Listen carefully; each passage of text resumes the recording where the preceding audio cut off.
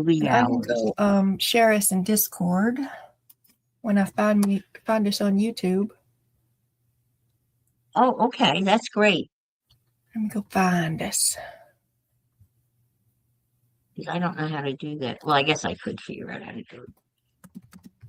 No worries. And see Lar.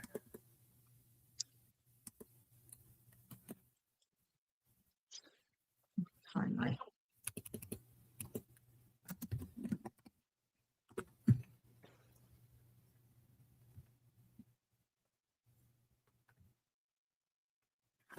My school teacher's son and my grandson's student played hooky Friday and went to the ball game. I mean, every now and then. I know. I think it's great. It was the opening day for the Denver Rockies. So I went to the ball game.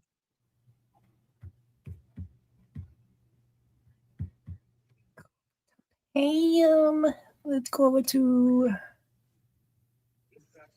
Didn't need to do that. Come on, put it all away, will you? I hate it when my screen shrinks on me.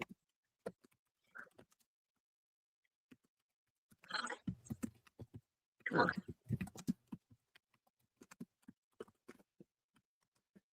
I want Betty Frank. Come on. Skip. I got it there. I'll put it in mine.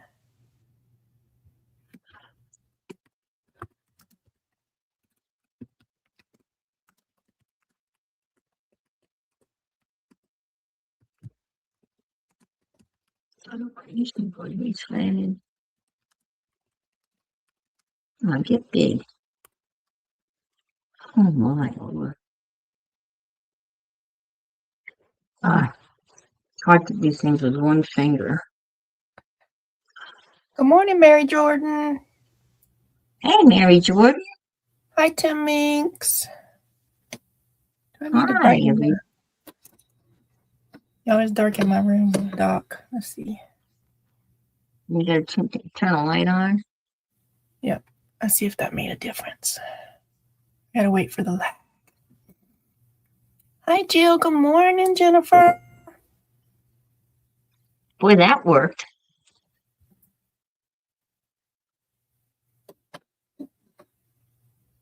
That's what you do.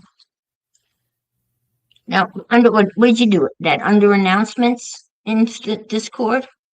She has a room that is live links. Okay, live links. Gotcha. Yep. That's simple enough. And then what link did you put in there? I went to YouTube and found our live and I hit share. Oh, okay. Pretty straightforward. Okay. Good morning, everyone. Welcome. Welcome. Ashley's in the house. Okay. Tim, did you get Happy Mail yet? I can't remember which day I mailed it, so it might not have had enough time yet, but. Hi, Ashley. Welcome.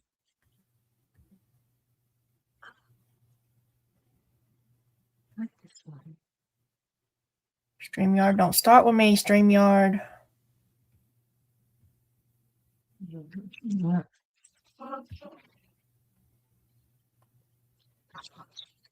I don't know why StreamYard doesn't save my information. It always wants me to, hey, Anna Marit, to verify and accept all the cookies.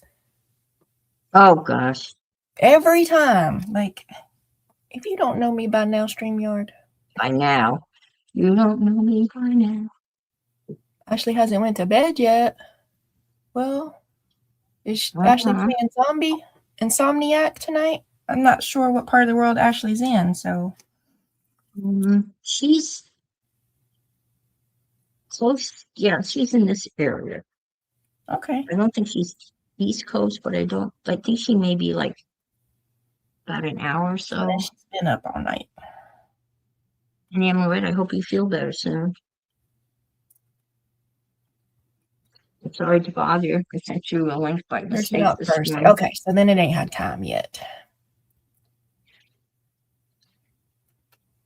Usually up. So it's still on the move, Tim. It's still on the move.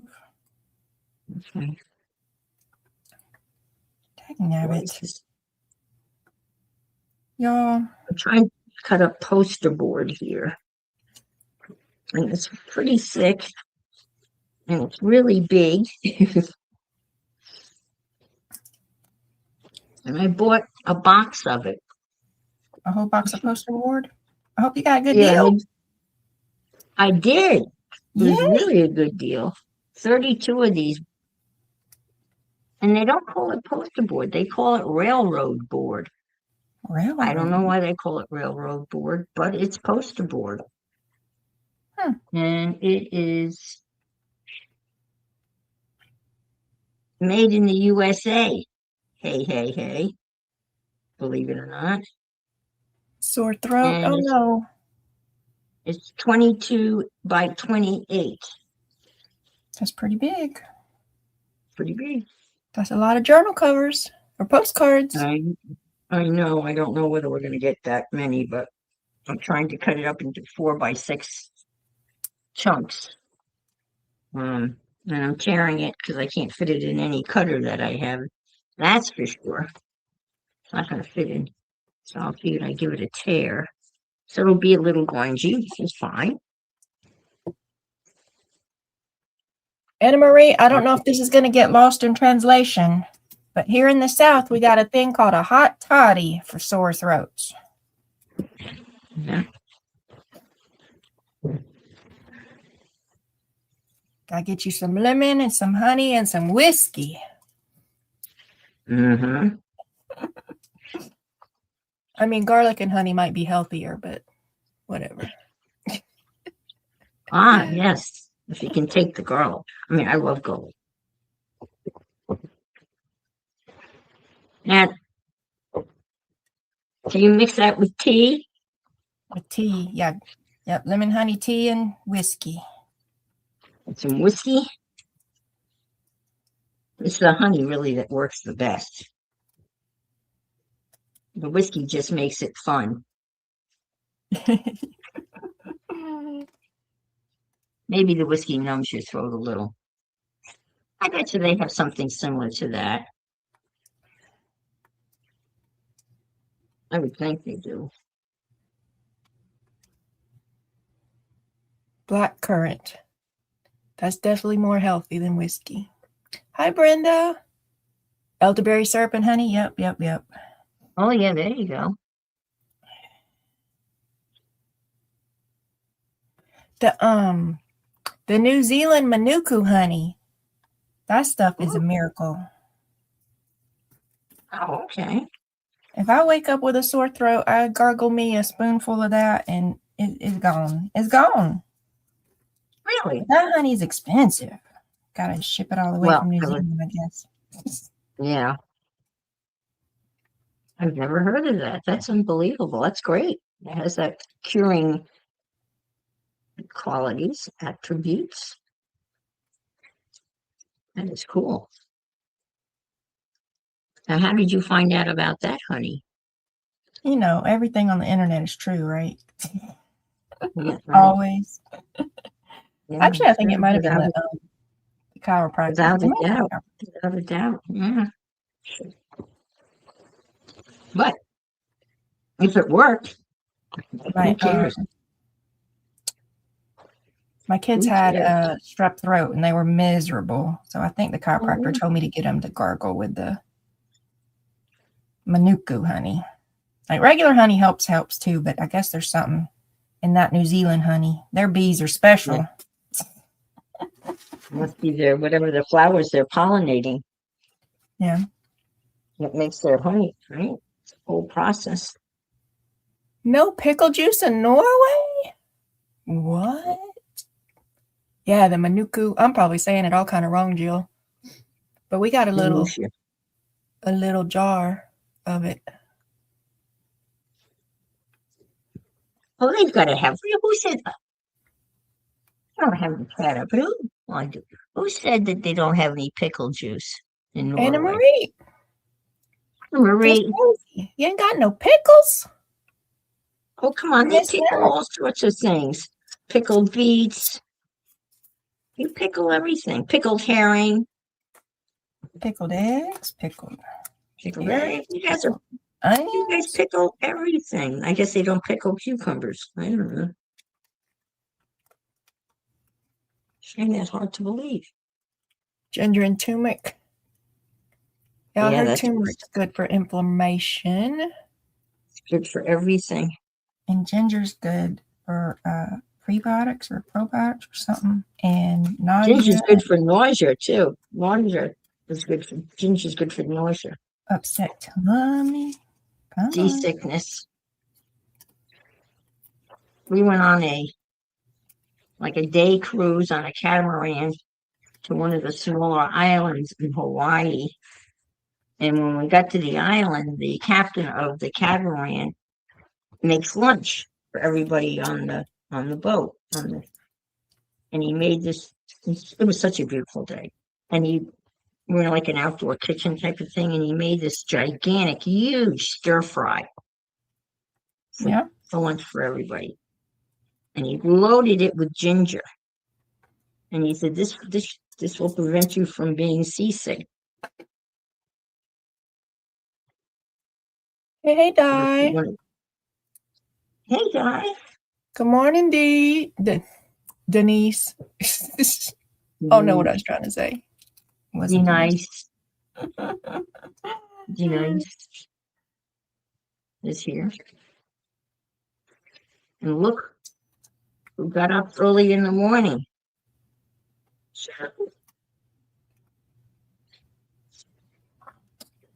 I'm getting aggravated. Dagnabbit. I didn't go to bed very early. I went to bed about 1. I have all intentions of going to bed early. And then I don't know, something happens. Your body's like, I ended up watching a horrible movie. I mean, back in the day, it was one of those shoot 'em up action movies with Tom Cruise. It was Mission Impossible, The Reckoning. Yeah. All those impossible stunts, crazy things. It's fun. Well, that gets your heartbeat all up. Yeah, just and your blood pressure. Fun. It's fun. Just silly fun. Oh, speaking of heart pressure. Oh, my heart pressure is killer. It's perfect. Yay. Yeah. Had it taken several times by various people over the last week, getting ready for my cataract surgery. And it's low. Low. I'm on high blood pressure medicine, which apparently is working very well. It was 116/66 at one office, and then 119/68 at another office. Pretty good. And normally it's like 160/90. So, the miracle of medicine. When it works, it's great. When it doesn't work, it's not so great. My mom's blood pressure and sugar keeps boomeranging. It gets way too high, and they put her on medicine, then it gets way too low. Then they put her on different medicine, then it gets way too high. Oh, that's no fun. And round. Can't find a happy medium. I'm afraid that I've always been kind of borderline diabetic, just barely. And I have that doctor's appointment with my primary, and they did all the blood work, so I'll find out what that looks like on Tuesday. So I've cut up this gigantic sheet of, I call it poster board, they called it railroad board. It's 22 by 28. I'm going to make 6 by 4-ish postcards. That is 6 inches, isn't it? It does look like that. And then I'm going to start doing, making abstracty postcards with the all of the marks we made yesterday morning. At least that's the preliminary plan. Anne's got And a plan. Michelle, what you working on? I'm getting mad at these dies Okay. because they're You wanna sticking. tell the folk- yeah, Um, they're sticking on her. Yeah. the paint. Di, Messy Palette, is making me, y'all. She's making me. There's a gun to my head. It's forceful. She is making me do a Okay. steampunk ocean journal. Is she? Okay. Yes. She can be that way. Yeah. So pushy and insistent. Yeah, I know. And so I And did some then- die cuts of some ocean creatures I got, and I'm gonna rust effect them. Nice. For some reason, my copper I painted, it's coming out fine, but then this antique bronze is sticking in my dies. How dare it? So rude. So Hi, rude. Jenny. Thank you. It's a pain if you got to pick at every single one to get it out of the. And then some of them are tearing as I'm trying to pick it through, Oh, and then it's getting stuck in there still at other places where there's not the little poke Yeah. through hole. I don't think I'm getting this one out without tearing it. whoops. That looks nice. I got a ding. Someone dinged me. I guess we'll find my phone. Oh, phone, where are you? I'm over here. There's a lobster. Gotta get the lobster out. He's gonna tear his little antenna thingies. What are lobster antenna things called, y'all? Learn me up.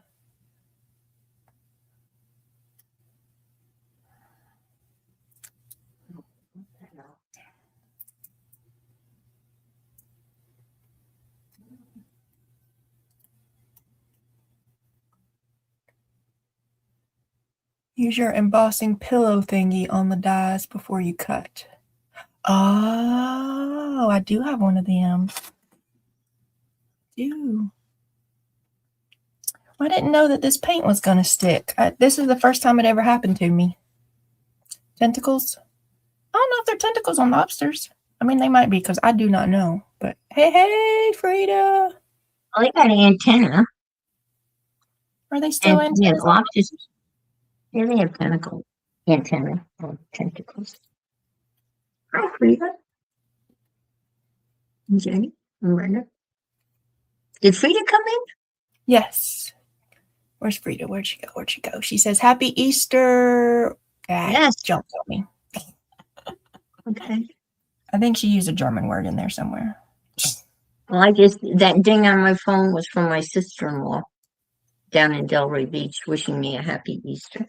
Happy Easter, everybody. Happy Easter, everybody. Happy hippity hop. It snuck up on me. I realized late last week, oh, Easter Sunday.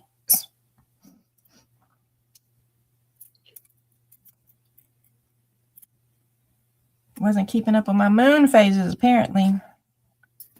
I never do, y'all. Never. I don't even know what a moon phase is, hardly. There was a full moon the other night because it lit up my bedroom. Actually, it lights up my bathroom. Okay, I think I got them all out now. Woo! That was work. Oh, I guess I need to dig those out. Yeah.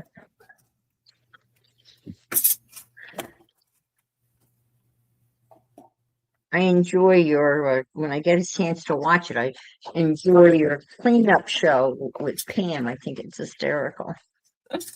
That I haven't been cleaning since like the first week. What? I think it's amazing how Pam's able to do it without showing her face at all. Yeah, she got some camera angles. Yeah, that's very clever camera angles. That's what I think is hysterical. She does it so well. It is antenna. Okay. Good They to are know. Good to antenna. know. It wasn't clicking in my brain that like butterfly antennae and lobster antennae are, the same. Yeah. Same, not same. I guess they serve the same purpose, I guess.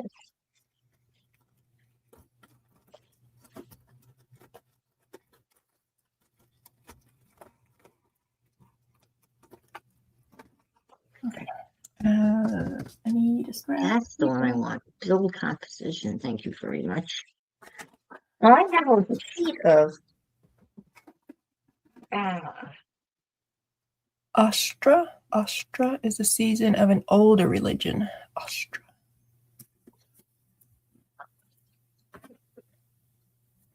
Denise is on vacation.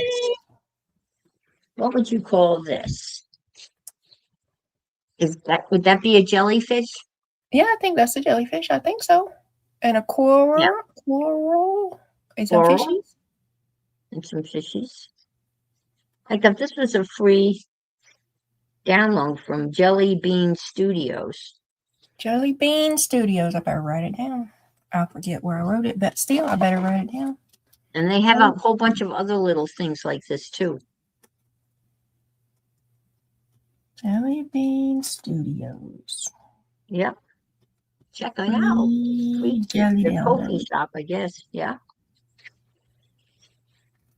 Let me see. It's amazing how generous so many artists are. There's so much free, content out there. 23 days to clean it up. You're off. You're lucky. You're going to have to go on a cruise. Imagine the mess you would make in 23 days. It's interesting. You know exactly how many days it would take to clean it up.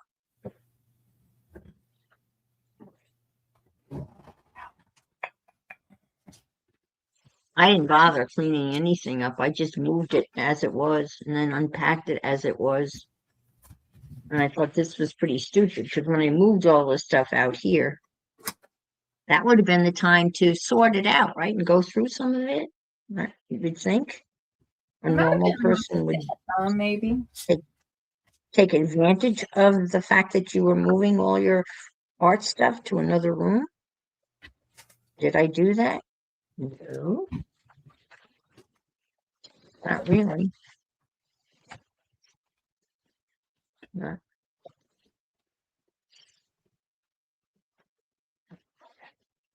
Linda started playing with alcohol inks. I got new of them neon alcohol inks for Christmas. I still ain't broke them out. I need to get them out. Neon? Oh, that's cool. Yeah, Timmy came out with some new neon alcohols. Okay.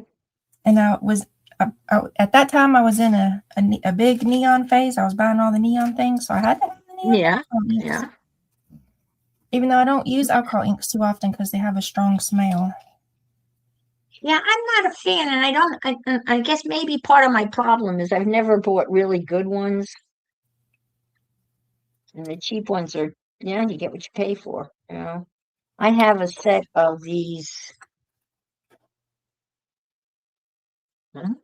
They do have a name. Marabou. Marabou? Yeah. Marabou, yeah. And they're okay. Oh, look, I found a whole bunch of index cards in here. Oh, I found this orange band. Look at this. What you got? I don't know what it's for. It's a band, right, that you can, if you have strength, you can open. So I don't have things. One of those paracord bracelets. Is that what it's called? I think, yeah, it looks like it might be paracord. Paracord, yes. And I thought it was really cool, and I got it at Home Depot. I have no idea what to do with it. Paracord. Now, like as in parachute cord, or Uh, for like emergency rappelling down rocks or climbing up rocks, and you got it all hooked on you some kind of way. oh, you have all the little, the little pylon, not the clip on, Yeah.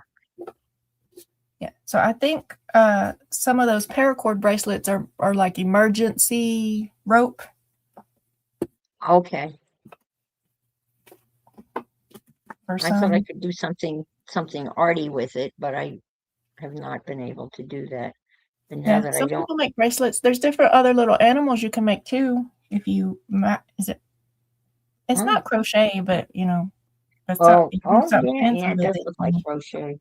you can make little creatures and stuff. I cannot master. I have tried. I can't tell you how many times I have tried to become a hooker. Cannot do it. It's just an ant on the street hooking. Yep. No, can't do it. I've had so many people try to teach me. And I just can't get the tension right. And everyone tells me that's always the beginner's problem, is getting the tension right. And I can't, and I have it wrapped around my hand and my pinky, and I never can seem to. And then you have people like Aunt Bex and these other women, and they're, crocheting sweaters and blankets and face clothes, you name it, and bags, and it's just amazing. Crochet is so versatile. All the things you can do. Used to have a Crazy. homeschool mama friend who would make dolls. Origami. Oh, okay. And I was amazed. Absolutely. I'm like, wow. I do not have the patience for that.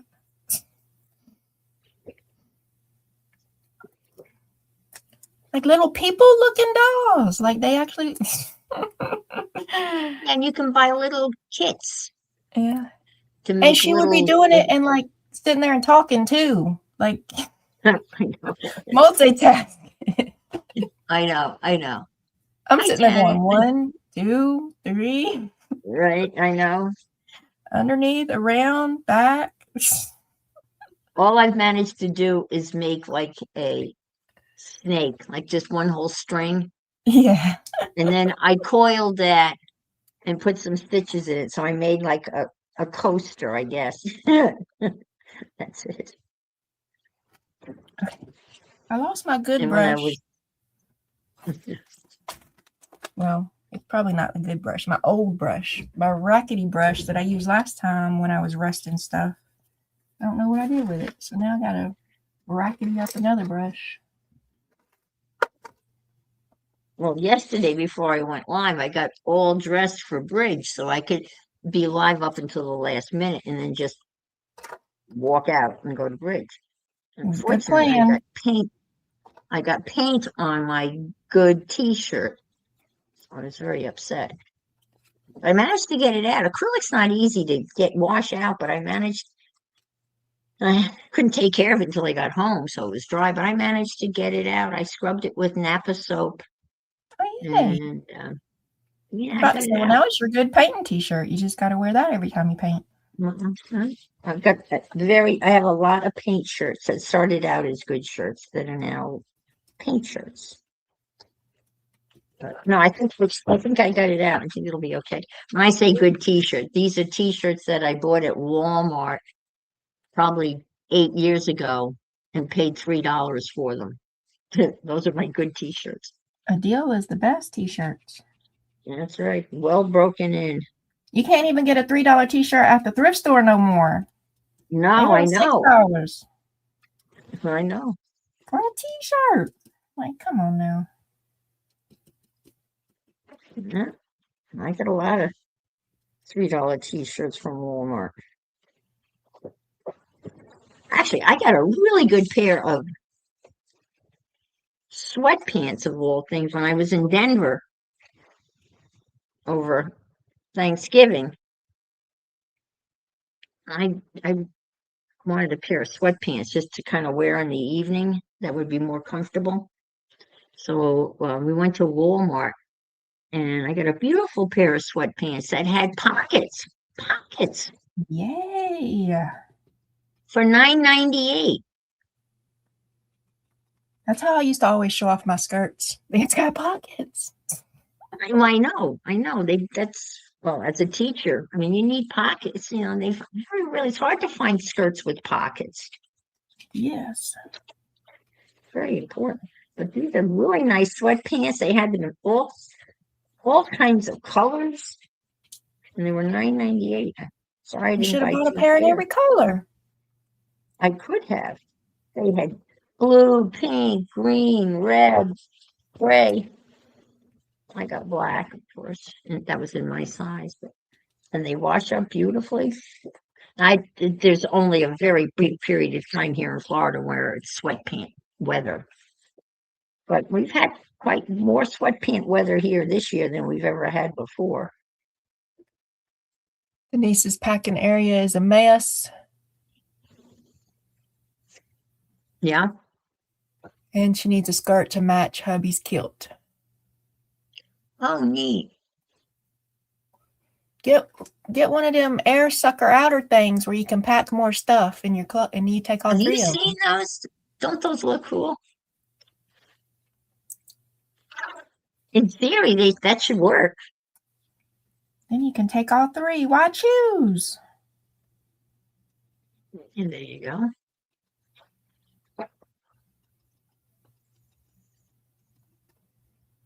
And all of your skirts. Yeah. Frida's fancy. She can sew her own pockets on. Good job, Frida. Yeah. That does not surprise me. I tried to sew a skirt once. It was a crooked tube that, might have fit on one leg, maybe. Mine was very crooked. Yep. That was our home ec project when I was in school. We had to make an A-line skirt with a zipper. Oh goodness. Oh my. Mine was it was a mess. And the home ec teacher was an older woman, and she was very forgetful, and she was putting in the final grade for the project, which I never really finished, and she never really saw. But she called over to me and asked me what grade had I finished the skirt and what grade had I given her. And I said, oh, yes. And I said, you gave me a C, because I figured I didn't want to push my luck, because she wouldn't question the C. So I kind of lied and got my final grade for my skirt and home ec. Never finished it. The zipper was all crooked. Oh my God. I at least went for a B. We made, in our home ec one, we made locker caddies, and then we weren't even allowed to hang them in our lockers. And I got mad about it. I'm like, why are you making me do all this work? And I can't even use it. I don't have a locker at home. Yeah, that makes no sense. That's stupid. And the school has a rule: we can't hang up anything on our locker doors. Like, what are we doing here? But you made something specifically for your locker that you cannot use. Correct. But basically. It was so dumb. It was a big rectangle that had several pockets. Yeah. And little Velcro-y, strappy thingies for hanging, and yeah. I was not impressed. And you weren't allowed to use it. Yep. So I felt like it was a big old waste of time. I'm like, why are you wasting my time, lady? I want to make a skirt. Oh. Teach me how to make a skirt. Right. Well, by the time my boys went to school, they had boys taking home ec. When I was in school, the guys got to take shop. The girls took home ec. When my boys went to school, the girls got to take shop and home ec, and the boys took home ec and shop. So they had a little bit, but for those kids, they were given kits we had to pay for. They made with the little stuffed animals. That's what they made in home ec. I had to make a little boat, and I made a very crooked, would not float boat in shop.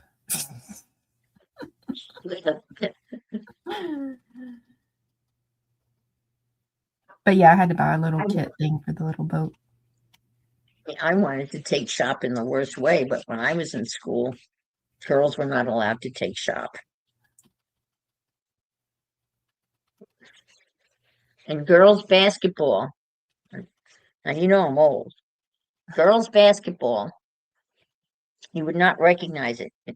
They would not allow you to run full court, and actually only one player on the team could run full court.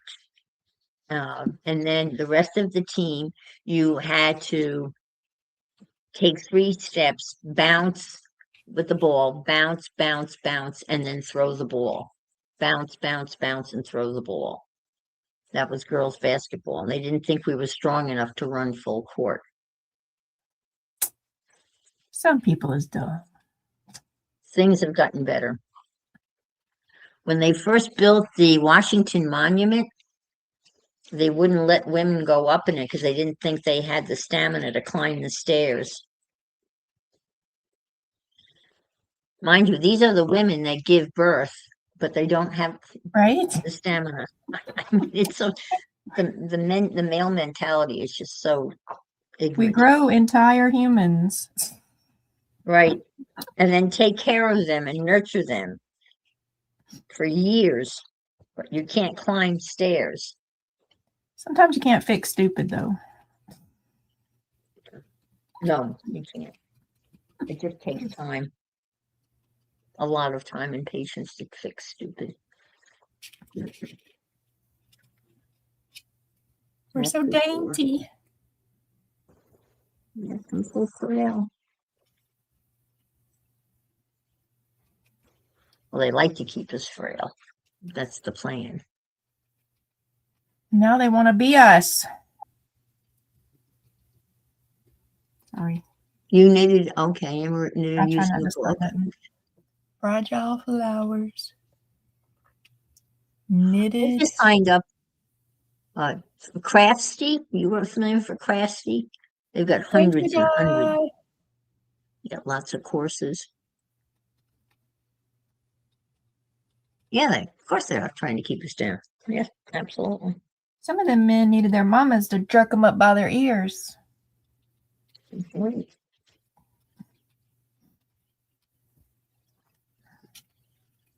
Get the shoe out.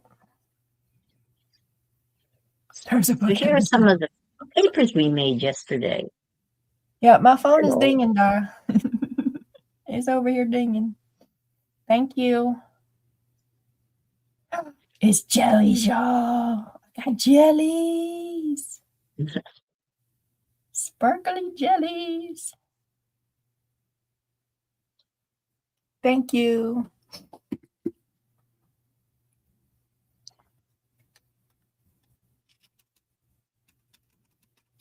Emirates Knitting, yeah.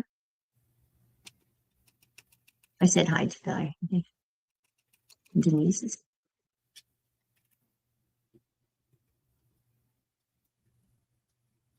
I gotta I send think some of chicken them. fried rice leftovers is suitable at 5:30.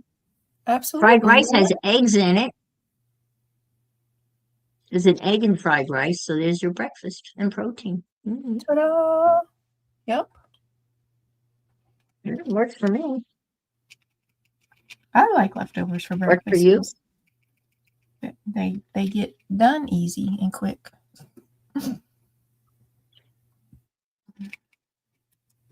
You made some nice marks yesterday. You did. I'm proud of you.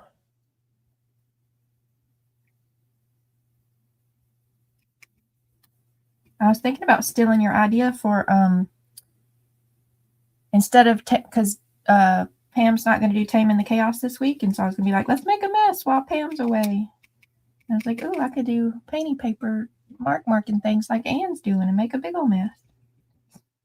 Oh, it does make a nice mess. I had these all over the floor, and then when I just walked out of here and went to Bridge, when I came home, they were all over the floor. But it looks so cool just to see them all over the floor. You got to tiptoe. There's a couple of more. There's a couple of more I want to make that I saw that Betty Frank had made. I think You I'm gonna called, try did to. you just forgot to order it or you forgot to, bring it home? Could you call them back and say, hey, I want my chicken fried rice? I forgot. I wouldn't, because I'd feel some type of way about it. I'd have to get my mama to call because she's rude and boisterous when. Oh, they forgot to put it in your order? Is that what she said? Yeah, I was asking, did they forget or did she forget? Oh, they forgot. Oh, They forgot. Yeah, you call them and be like, yo, I want my rice. hopefully you have a receipt. They should have some record of it. I need to make gonna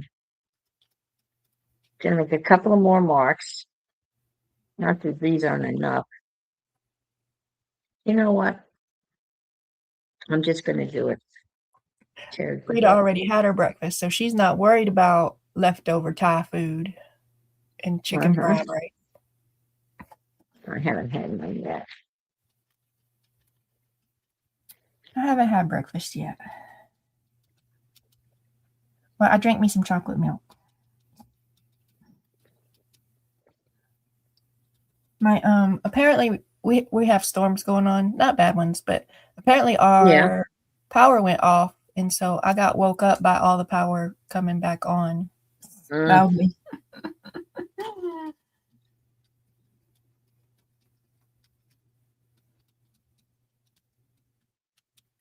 Yeah, that's such a pain in the butt when you have to go reset all the clocks,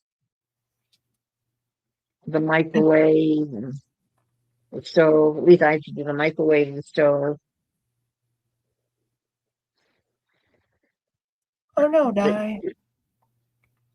The computers don't have to be reset. And I have one of those alarms that you don't have to reset. Oh yeah, our stove is flashing and our microwave is flashing. Our refrigerator beeps. I don't know why the refrigerator beeps. Oh, okay. I really That's interesting. Yeah. And you have to go hit a reset button or something. I'm like, you should like beep when the power's out, not when like power's back on, like over and over and over. Yeah, that would make more sense. Yeah. I'm like, shut up. And I know it's got to be some kind of power surgy thingy that does it, but I don't understand why lights that were not on before the power went off, suddenly they all come on when the power comes back on. Oh, really? Like, what are you doing? Well, I guess the surge is enough to turn the switch on, I guess. I don't know. Because I have rope lights, like are those lights all around my room when I need soft light because I hate the big light. Right. Big light's the devil. So I know I turned them off when I went to sleep, but then all of a sudden they on and flashing. Ooh. I don't know whether I'd like that. I don't know. And my printer came on and my postal weight machine came on. I know it wasn't on. Oh my. That must have been quite the surge. And my husband has action figures. They are not dolls. Action figures. I understand. And absolutely. Action figures, not dolls. Action figure, collectible. Collectibles. You got to add the Yep. And this tall, skinny display case thing that has all these different lights. So the whole display light thing comes on and it's flashing like red, yellow, blue, green. Like it's like, is the Avengers coming? What's happening? What's happening? Yeah. Yes, you got to have those action figures. Yeah. That's serious collecting. Shelf is right next to the comic book shelf. Ah, okay. Cool. And I have to just smile and nod because I don't know what he's talking about. He's training our children to be little geeks, though. It's fine. I'm not mad about it. Just as long as so they can talk to each other about Star Wars and I can just smile and nod. That's right. Hey, it's the geeks who shall inherit the earth, believe me. The guys with the pens in their pocket pens protection, they're the ones that are gonna invent and make stuff. Yeah, those are the Good guys. They're going to ones that control have- all the machines and robots until the robots rebel and Right. get us. Right. They're the ones that have Scotch tape holding their glasses together. That's the image, right? Yep. Yeah, my son's one of those geeks. He's a nice geek, though. Definitely a nerd. A good Well, nerd, though. see. So I do know that has something to do with like superhero comic books, but I don't know which set of characters belong to which gang. And my husband gets upset when I mix the gangs up. Uh-oh. Uh-oh. Because you've got your Marvel, right? You have your Marvel group. Marvel and the DC something. In the DC, yeah. There's definite the groups over there that probably don't play well together.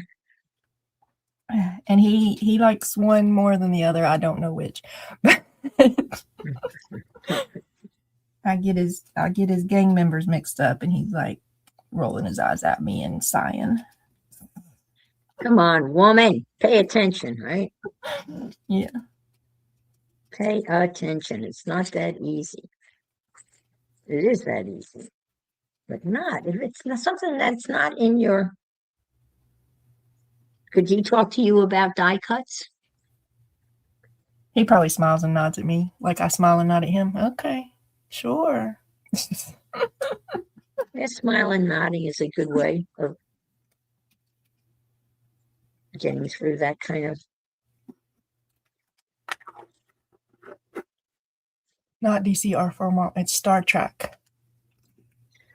I have finally learned that they're not Trekkies.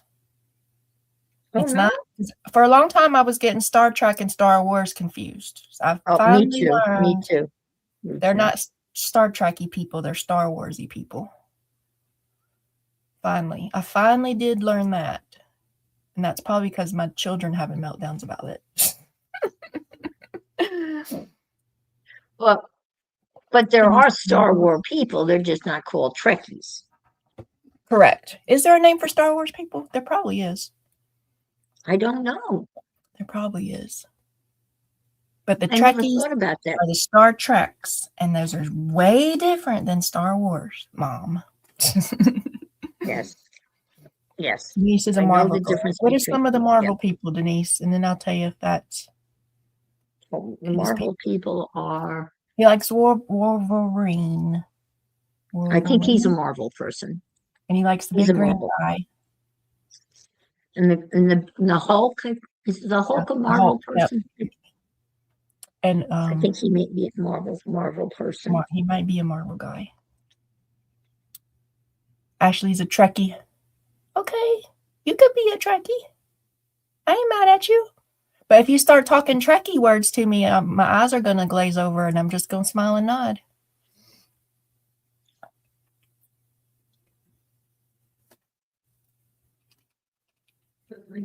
One year, one of the kids asked for a bunch of, gosh, what are they? The Star Wars robot people. Well, they're not people, but. Oh, the droids. Yeah, I don't know. Droids, yeah. So they wanted a bunch of droids, but only certain kind of droids. And I don't know how many lectures I got about the different kinds of droids. You were done educated. You were educated. I kept sending links to my hubby. I'm like, this one? And he's like, no, that's a blah, blah, blah, blah, blah droid. He wants a blah, blah, blah. And I'm like, I don't know what you're saying. Speak English. Stormtroopers. Oh, stormtroopers. Yep.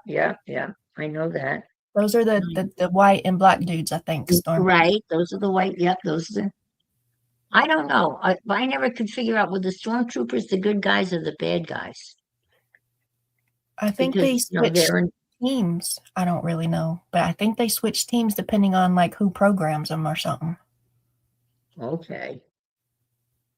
Because I thought they were the good guys because they were in white, but I think that they're the bad guys, but I'm not sure. Troopers are bad. Because Darth Vader, we know he's bad. But he may have a redemption arc or something. Somebody has a redemption arc. I got a redemption arc speech the other day.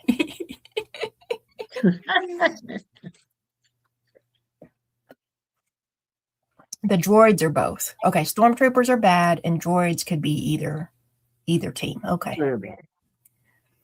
And then you have all those other neat characters in Star Wars, like Jabba the Hutt. Jabba.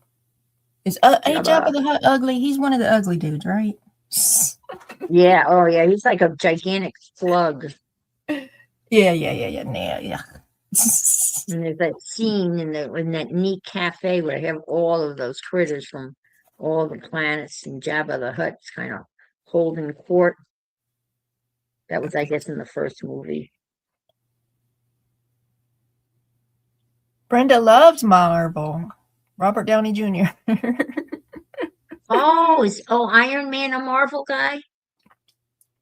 He was Iron Man, wasn't he? He got into the suit. Is that Iron Man? DC has Arrow, Flash, Gotham, Smallville.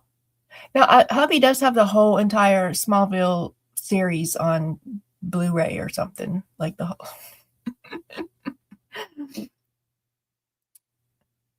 I don't know what Smallville is. Is that a town where they have? It was a TV show about. Oh, okay. Like when Superman was a kid or something, or when Superman was a teenager. Oh, right. Okay. That's where he grew up, kind of. Gotcha. Keep going, Michelle. Next color.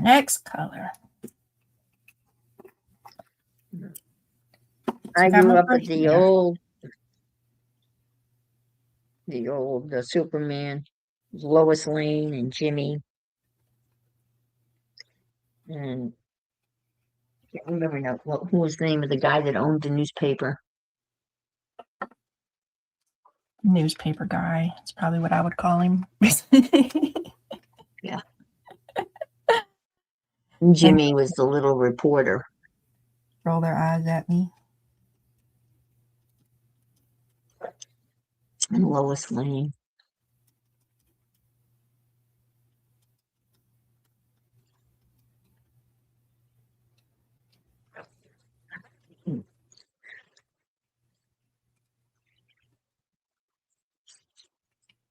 Damn, you got some of these. In a couple of weeks, we have a Comic-Con coming to our closest big city. They always go to Comic-Cons, and my daughter, the past few years, have been dressing up, but she's going to be Wednesday this time. They also like Transformers, so she has a Starscream, a whole entire cosplay thing of Starscream. And I bet you those Comic-Cons must be a lot of fun to go to. You must see all sorts of characters. I guess people get all dressed up in there. Yeah. I mean, she'll work on her little outfit for weeks and weeks and weeks. She's going to be Wednesday this time, though, but I'm trying to remember who else. She was somebody else. She was Starscream like twice, I think, and then she was somebody else. And I can't remember who.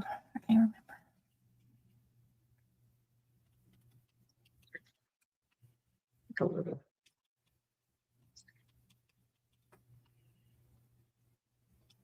Emma, you're not supposed to go out when you're on vacation.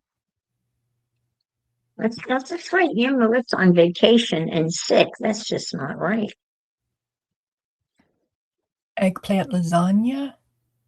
Why are you going to ruin my lasagna with vegetables, man? Brenda, come on. I like meat and cheese.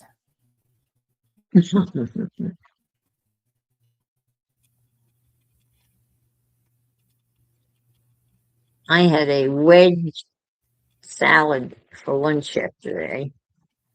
That's no fun, Anne. You deserved ice cream for all that hard work.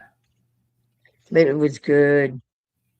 It was loaded with, it had chopped tomato, bacon, lots of bacon, and lots of chunks of blue cheese. Yeah. It was really good. It was not a healthy salad at all. It was very good. I had ordered the wedge salad once before at the club. Yeah. And whoever was in the back of the kitchen did not know what a wedge salad was. It looks like he took the wedge of iceberg lettuce and then chopped it up. So we got chopped salad instead of wedge salad. Youngins these days. Yeah. Is Jenny taking my portion of the eggplant salad, or are you sharing my meat and cheese lasagna? Which one's doing, Jenny? Are you? Because you can have my portion of the eggplant for sure. Lasagna? Yeah. Ooh. Do you make lasagna? I used to. I don't really cook much these days because nobody in my house eats anything but the same old thing. Yeah, but I'm a meat and cheese. Yeah, no veggies in my lasagna. I mean, unless you count the tomatoes. Make the sauce. Well, tomatoes are vegetables. Yeah. That's the only vegetables in mine. There's noodles and meat and cheese like and noodles and cheese and meat and cheese. Another layer of cheese, another layer of meat, cheese. More cheese. Do you do the regatta cheese? And only then on the half. mozzarella? I do mozzarella. I do all the cheese. Is it ricotta? The white cheese, the creamy, squishy white cheese only goes on half. Yeah. Because some people. You put that on too, right? Yeah, but only on half of it though. Because some people don't like it. So like the right side. You put a little sauce down and then your first layer of noodles? Yes. And then you put the cheese and then sauce. And then actually I think I put sauce on each side of the noodles because my noodles will get stuck to the pan or they'll dry out. So I think I always put a little bit of sauce and a noodle and a little bit of sauce and then cheese and meat and a little bit of sauce and noodle. Yeah. Oh, so you put like crumbled meat? You don't have the meat in the tomato sauce? Correct, yes. Well, okay. So you put I'm trying. It's been a long time, man. I'm trying to remember. I know. Well, some people just make a meat sauce and the meat's in the sauce, and some people literally crumble the cooked hamburger or pork or whatever sauces they're going to use and then make that another layer. So I think it can be either way. Yeah, I think I have because I use a jar sauce because I'm domestically challenged. I don't know how to make a tomato sauce from scratch.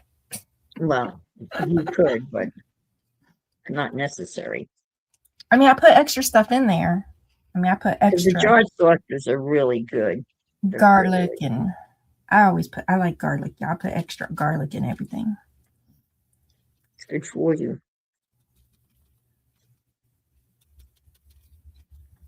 I usually make my sauce from scratch, but yeah, my mom does or did. Another reason, so she said she revoked my Southern card because I don't like Southern kind of foods generally. And then she said I couldn't be her daughter because I don't know how to make biscuits from scratch. And I don't know how to make tomato saucy stuff from scratch either. I have failed as a daughter. Oh, no. Craving tacos. I had, hubby brought me home some chicken quesadillas from the Mexican restaurant. Oh, those are good. I had leftovers yesterday. So then Friday, he brought them home Friday. Those are. I always have the big flour tortillas in my refrigerator. Yeah. To make a quick quesadilla.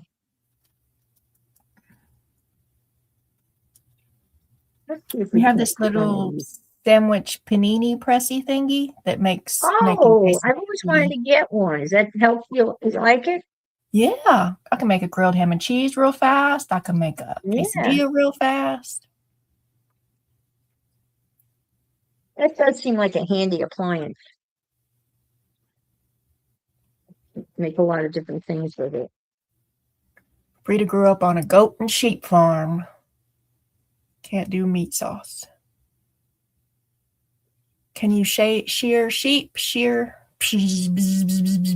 and make goat cheese? No.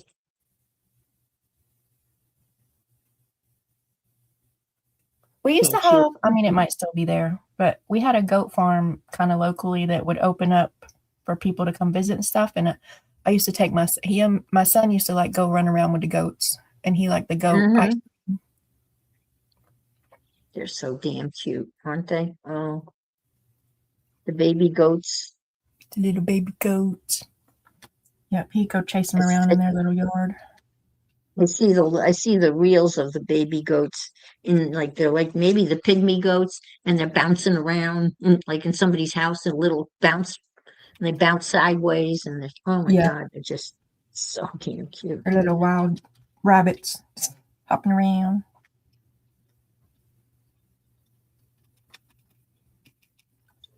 I've been watching this new set of reels, and I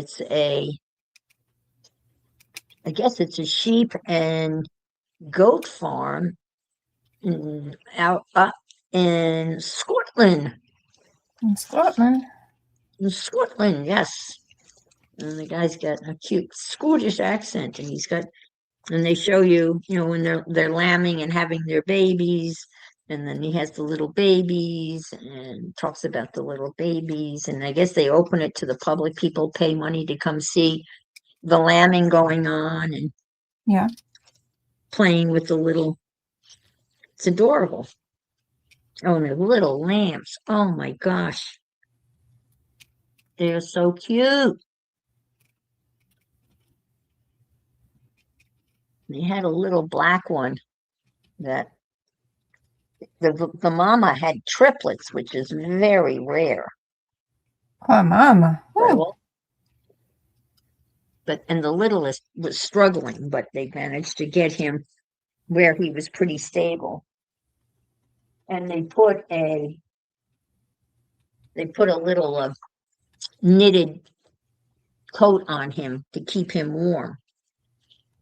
So he's hopping around with a little knitted turtleneck on it. Looked like a turtleneck. Too cute. Very cute stuff. All right, let's see how this is going to work. I'm going to put a little. Gosh, I might not have actually cooked in maybe close to 10 years. Now I throw stuff in the crock pot if I cook anything. Oh, that's cooking. That's about as fancy as I get. Yeah. Crock pot dumps. Yeah. I couldn't live without an Instapot. But of course I could live without one, but I couldn't. So I have an Instapot. I thought about one for a little while. I researched it and put it in my cart, but I never went for it. Well, yeah. Again, for one person. Air fryer now. We air fry every daggone thing. Goat yoga. I bought an air fryer too. Hey, Pam. Hey, Pampire. Wow. How's it going? I wanted to get my boy a little backyard goat, but husband was like, no, they're too complicated to take care of. Are they? I don't know. I want some backyard chickens too. That's a big popular thing. Chicken, you can get chicken coop kits and stuff like that. For most of our marriage, we lived in town. Like we had neighbors like super on top of us and stuff. And now we're a little bit out in the country. We have a couple acres. And I'm like, we're going to get goats and chickens now. And he's like, no, we're not. I'm like, what?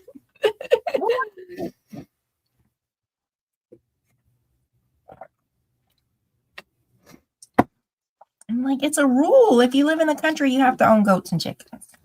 Yes. Our neighbors have chickens. Well, our neighbors' have chickens. The rooster never knows. I thought roosters like crowed in the morning. No, he crows the whole day long. Oh dear. I don't know if he's blind and can't tell time or what, but he's just out there hollering away It's just, all day. that's not fun. He's far enough away that I don't really hear him unless I'm on my back porch. But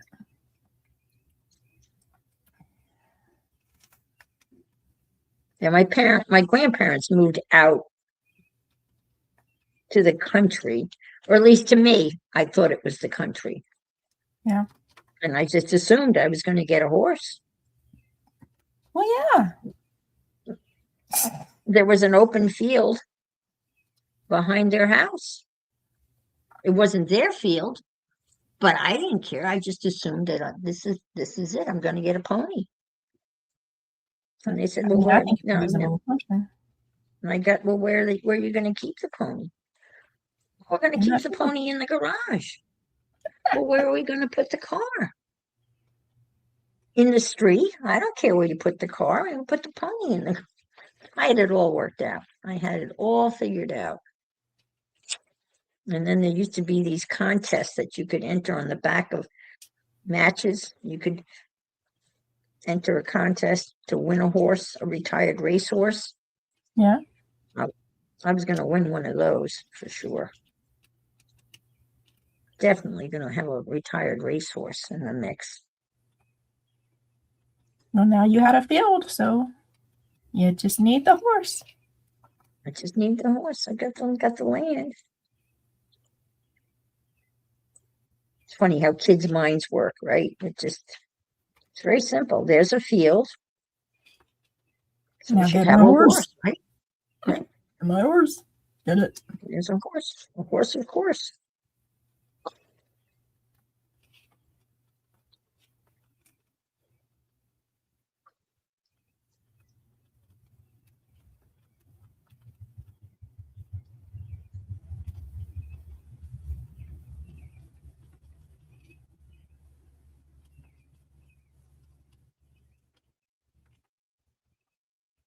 I actually walked around my property yesterday.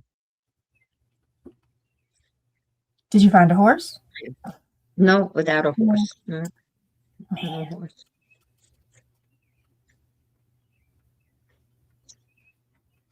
I very rarely walk because the grass here is really hard to walk in. It's I'm pretty wobbly on my feet because of my knees. So I walked around to the side of the house that I've never seen before. I haven't been back there because the side of the house used to be the patio, and now it's the side of the house. You know, You had the patio taken down? yeah, Or the you had the patio is roof now. built on? Yeah. I am in the patio right now. Yeah, okay, yeah. What was the patio?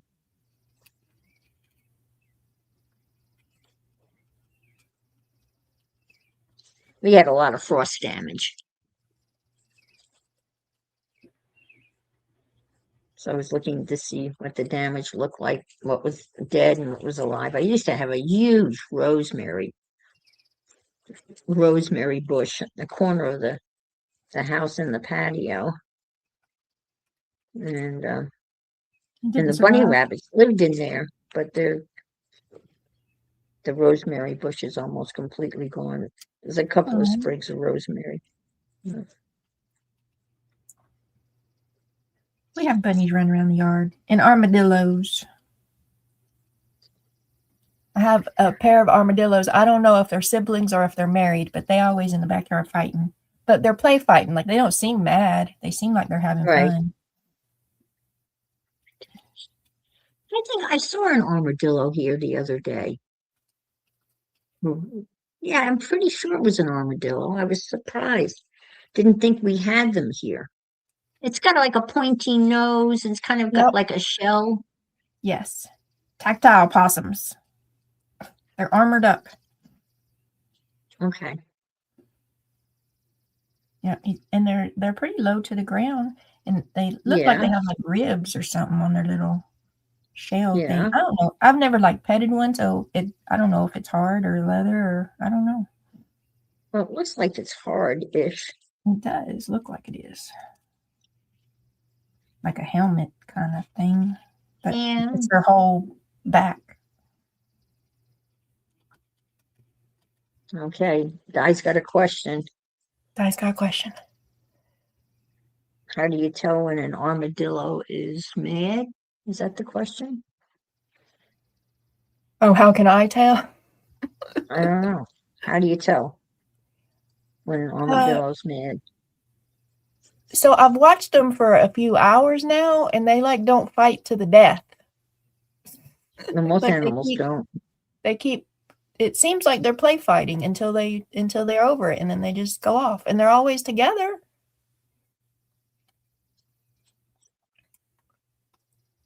I'm making assumptions about their feelings. I haven't had like therapy sessions with them. But like one will run off and then the other one will run and like hit him and then they'll both roll and then they'll get up and then keep doing it. Well, maybe they are playing. I feel like they're playing. But you know, well, okay. Maybe they are married and she done had enough of him.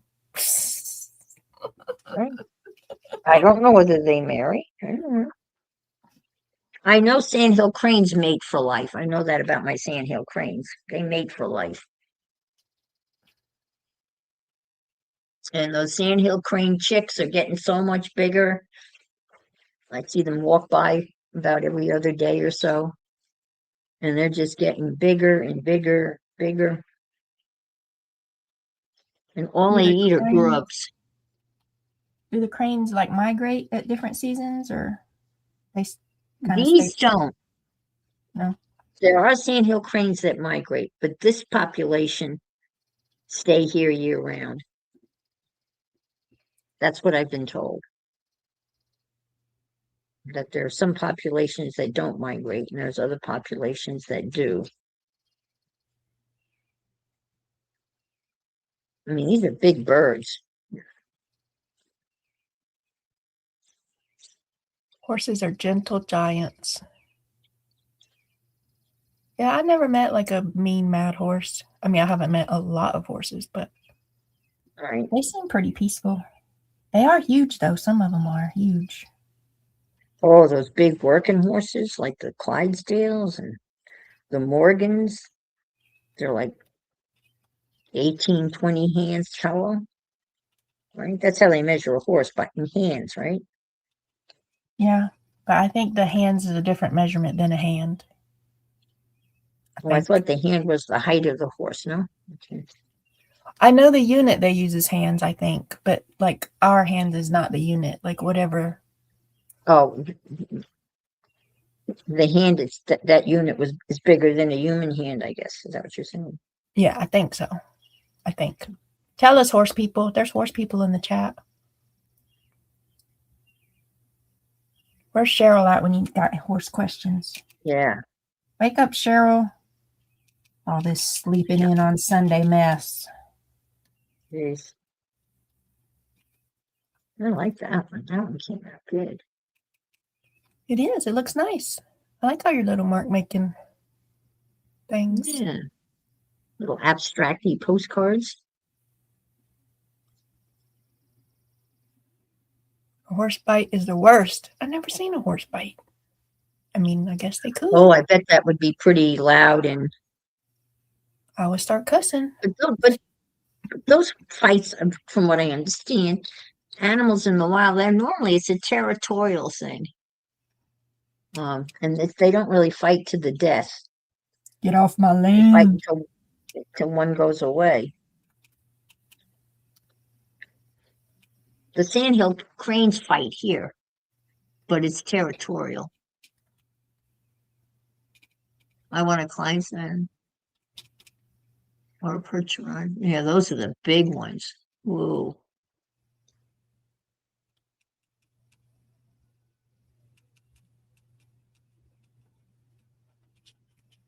I don't know why you're not seeing all the comments. Is there something? Well, I don't know. There's a button up here, Pam, that says show comments on stage, but I don't think that replies to you guys, does it? I don't have it on.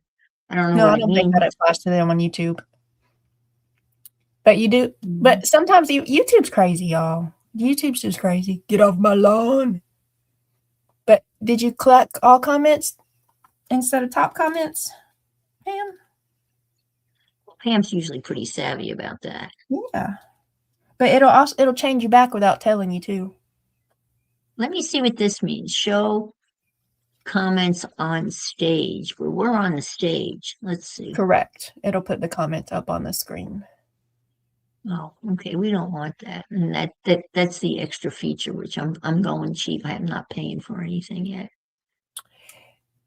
So y'all, Di was not trying to make a dad joke about the armadillo. She was genuinely asking me because I said I don't think they're mad, and she was like, "Well, how would you know if an armadillo's mad?" Like Okay, it was a genuine, genuine, okay. it was a genuine Gotcha. question. She didn't have a dad joke for us. Slacker Di. Set expectations, and now everybody's disappointed. Better go find us a dad joke about armadillos. Oh! I think I said this in the members only live, so some of y'all didn't hear it. What is a shark's favorite sandwich? Oh, you did, and I can't remember. Oh, I can't remember. I know the lag is real, so I'm going to wait a minute. No, I can't remember. I remember that joke, but I can't remember now the answer. Damn it. What the hell? Shark's favorite. What is a shark's favorite sandwich? I don't know. Seafood melody, Ashley says. You between two fish. Tuna fish. That's what my daughter said. My daughter's answer was tuna fish, and then we had to have an argument about preciseness and accuracy. Peanut butter and jellyfish is the answer. Peanut butter and jellyfish. Yes, okay, peanut butter and jelly. Jellyfish. My children were like, there's no peanut butter in the ocean, and sharks don't eat jellyfish, or this kind of shark might eat a jellyfish, but all these sharks don't eat jellyfish. They eat this, and that. It's a joke, people. It's a joke. It's a joke, people. Well, sometimes kids, it's hard for them. Reality. They like to take everything literally. Yeah. Well, I got some of them TISM kids, so. You got some TISMs, huh? Peanut butter doesn't do well in the water, right, Di? How dare I read a joke on the internet and think it's funny?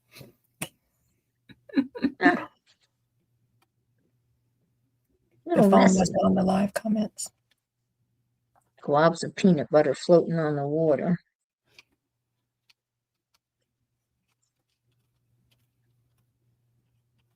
And then Chloe was like, that's why tuna fish makes more sense. I'm like, but it was a joke that I found for National Peanut Butter and Jelly Day. So it was, tuna fish doesn't fit in with National Peanut Butter and Jelly Day. It's like, well, it doesn't fit in the ocean with sharks. Oh, okay. You figured it out, Pam? Okay. Your phone wasn't on live. Gotcha. So how you doing, Pam? You holding up okay with the company?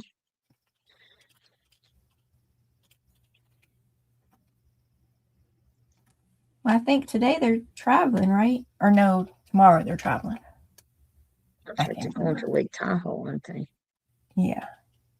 So they showed up last night. Then they're doing the things today. So I think tomorrow they're traveling. Okay. I think. So they got the.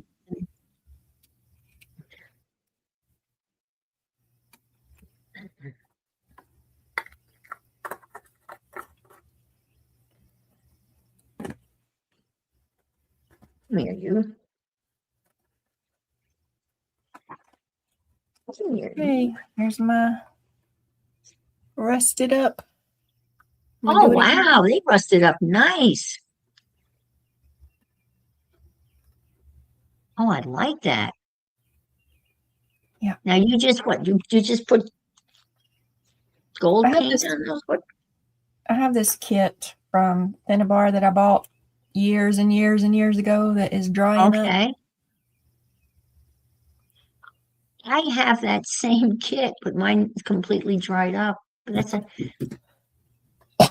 I'll keep adding water to it. I mean, at some point, I guess it might mold or something, but yeah. It does a nice job. You really get a really, and it's pretty textury, as I recall. It's kind of it is. the, It's the gritty it, for sure. yes. Okay, that's the word I was looking for. Very gritty. Yeah, that is cool.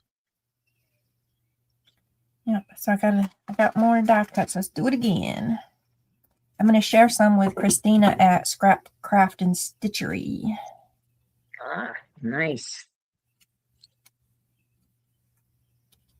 I have some like little blue I'm going to put on them too. Should I do that now? Let's do it now, Michelle. Yeah, I think I tossed them. I don't have them anymore. They would be right down here if I still had them. Y'all, I broke myself. I don't even entirely know how I broke myself. You broke yourself? What do you mean you broke yourself? I had to go do some yard work Friday. Our septic tank in our backyard went berserk, not doing its job. Uh-oh. And so we had to get a truckload of dirt out and spread it. We got things fixed, and then the whole backyard is filled with manure. So then we got this big old dump truck of dirt that had to get spread out everywhere. And then I was putting grass seed so that somebody else spread the dirt out for us. Thank the Lord. So I was out there trying to put grass seed and hay over it. Oh boy. And I don't remember squatting down that much. I really don't. But my thighs hurt so bad. So bad. They're burning. Yeah. I don't know what I did. Use distilled water. Oh, I got some distilled water to rehydrate these that help. Uh-oh, Pam's stressed out already. Well, you knew it was coming because people in your house. You can do it, Pam. You can do it. Slip a little Bailey's in your coffee. Take some deep breaths. It's only a couple days. They just took your Rude. Wow. Rude. Wow. They just took off it. That is kind of. I feel a migraine coming on. A 3-day migraine. Y'all have fun. Bye.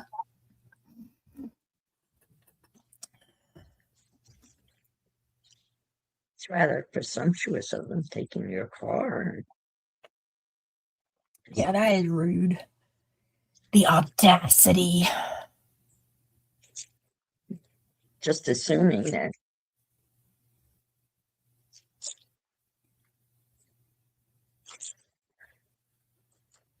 People. I guess I hope they stayed at the park a long time and gave you a break. I'll split that. I hate when people be peopling.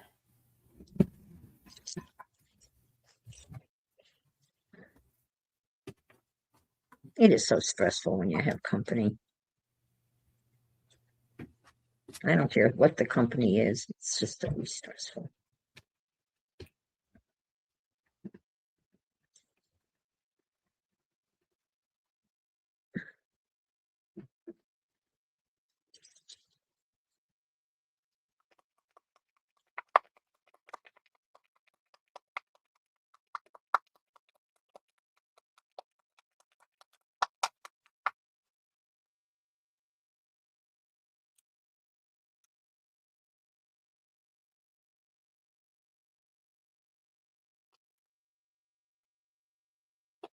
I can have it. I didn't mean to put that much out there.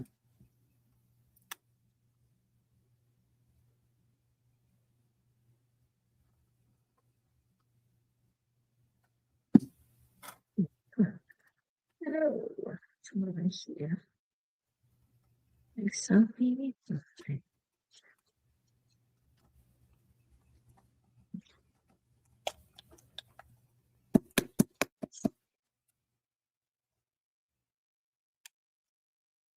Where this wet strength tissue paper really dissolves when you glue it on with matte medium.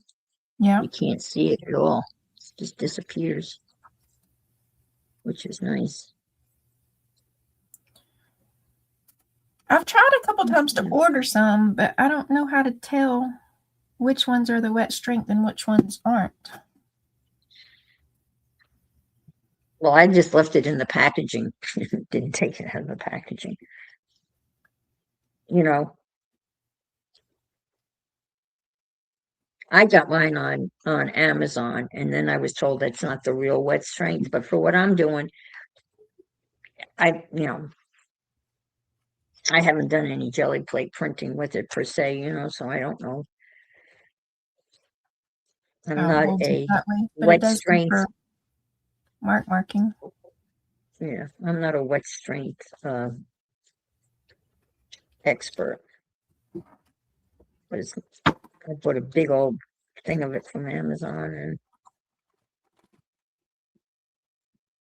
I think it just means it's stronger than you can get it wet and it doesn't dissolve, but I could be totally wrong. I've been known to be totally wrong, but for what I'm doing right now, I'm really happy with the way it goes down. Yeah, I'm not a color mixer because this is not color in any kind of way I had hoped. I'm a mud maker. Yeah. I make a lot of mud. Somebody tell me the recipe for the color I want because I don't feel like this is it. What color do you want? Like that tealish, bluish color that you put on rust. Like it's greenish. Oh, yeah. That's kind of like a turquoisey color. Yeah. So I mixed some blue and some green together, but this was not my vision so far. Does it need a little yellow? Oh, I know. You want that's the patina. That's the color you want, patina. What's this? I think that's the name of that greenish. Is that right? I don't know if that's right. I feel like it's not right. I think it should be a little bluer. Yeah, me too. Here, I have some. Let me show you. Dark blue, light blue, green blue, purple blue. Yeah, blue.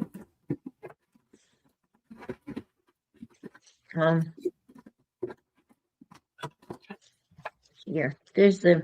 Let's try this. I'm gonna have so much patina color. About a gallon of it by the time I keep mixing. Did you find what you were looking for? See, Timmy's got something called salvaged patina. Yeah. And it's a much lighter. Yeah. That's why I tried adding some white to it to try to But lighten this is what it looks like, Yeah, you're getting close though if you look at this.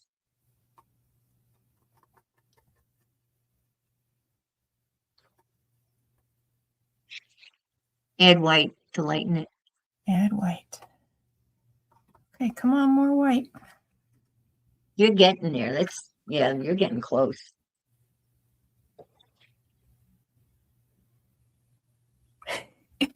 Had the Baileys in the coffee already. It's good you're prepared. Who's into the Pam's in the Baileys in the coffee. Okay, that's good. Because people. self-preservation. Preservation. Thank you. You might need to upgrade, Pam. Bailey is like a liqueur. It's not got a high alcohol content. You might need to upgrade to coconut rum or whiskey. Jameson's. There you go. Jameson's Irish whiskey. That'll fix you right up. And that's good in coffee. You know, some things require stronger medicine, Pam. Yeah. I'd like that one. That's really cool.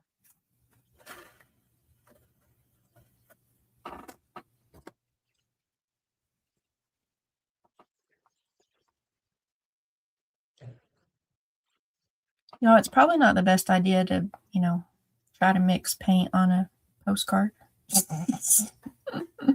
Make better choices, people. Make better choices. Well, you're going to use it right now, so it's not like you have to. My postcard's starting to tear at the bottom.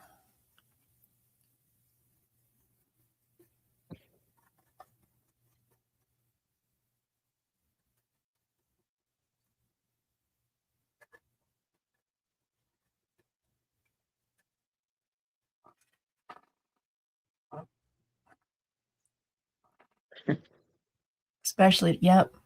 You need stronger medicine.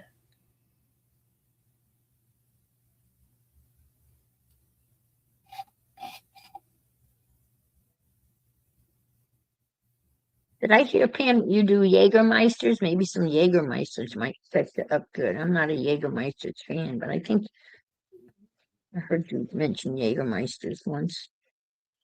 Pam. It's a peppermint schnapps. Okay, I can do peppermint schnapps. Jaeger, woo! That was rough stuff. Is it Jaeger? Yeah. Isn't that a schnapps? I think. Licorice, a black licorice. Yeah. Yuck. And what's the schnapps that has gold?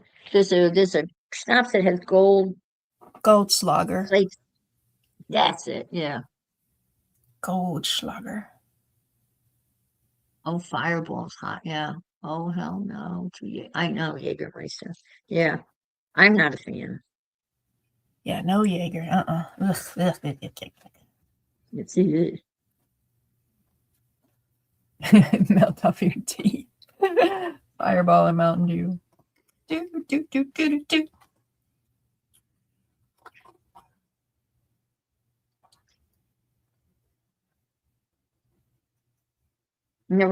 I was never one for foo-foo drinks or mixed drinks. Just give it to Ann straight. Drink it straight. Neat. No, I like mine on the rocks. I do have to have it on the rocks. I need a little rocks in mine.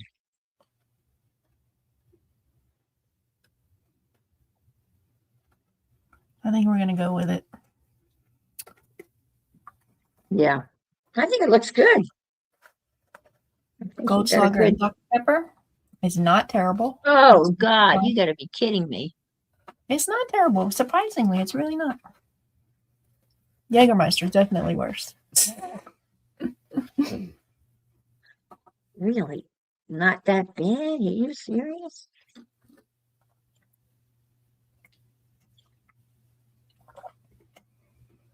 Sounds disgusting. Jim, Jack, Johnny Red, Johnny Black, and Jose. Dynamite. See, I knew that was happening. I knew it.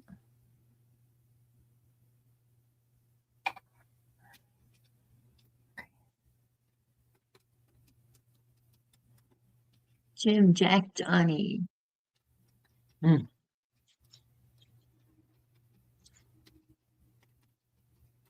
have some Johnny in my liquor cabinet.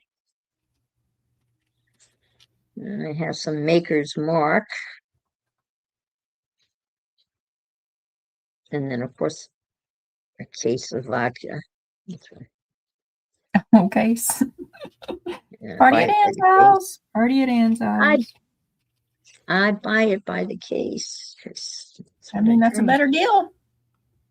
It used to be, unfortunately. It used to be back in the day, you would get a discount if you bought a case. Not anymore.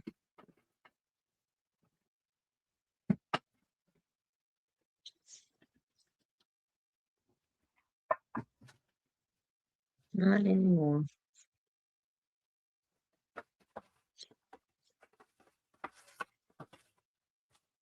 Maybe find a different liquor store. Some liquor stores, they have the license where they can sell wholesale, which would give a discount on the case. But if they only have a retail liquor license, then they have to do it by the bottle, no matter how many you get. Oh, I didn't know that. So if they're able to sell to like restaurants and stuff, then they have the license that they can do a little discount in buy cases. But if they don't have the special license,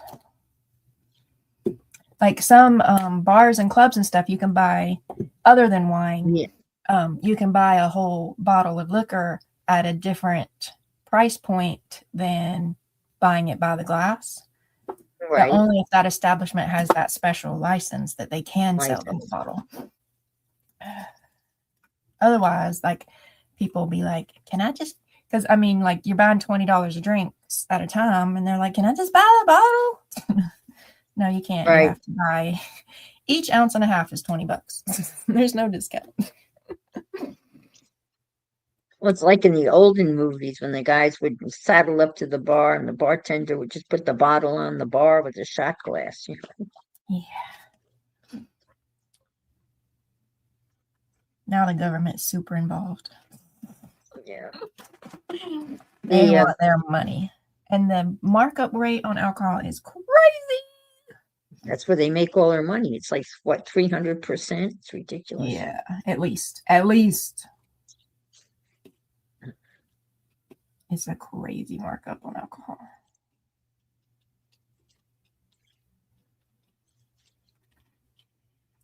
My last place I worked at, you could get 17 drinks per bottle. Yeah. And the cost of one drink for one shot pretty much covered the cost of the bottle.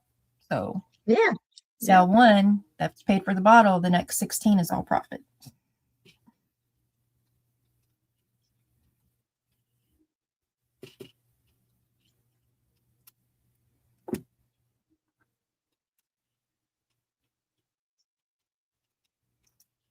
I mean, you don't quite probably get 16 because there is spillage and overpouring and stuff, but still, that's a big markup.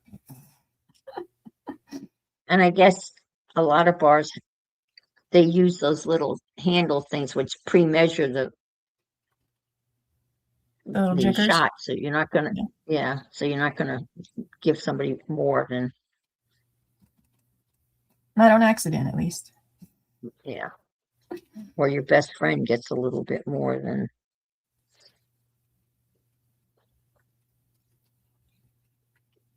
I've worked at places that you could free pour, but they would do a lot of free pour tests. So if you failed your free pour test, then you weren't allowed to free pour anymore.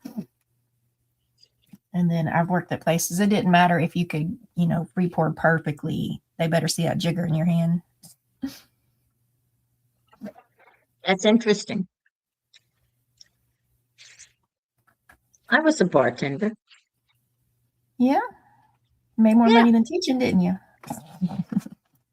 Before I was teaching, but it was fun. It was a neighborhood bar. It was like a Cheers type of bar. Oh, nice.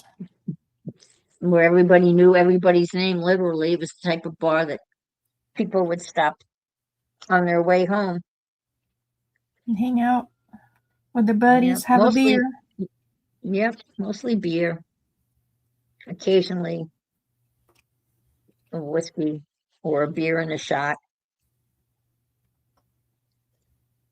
And then they'd go home. I worked from 5:30 to 8:30. That's it. just enough time for the owner to go home and have dinner and then come back. Maple Springs Summit Lodge.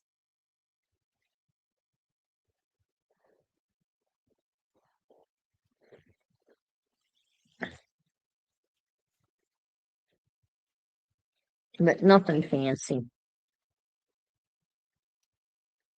I don't think I've ever worked at a particular fancy place either.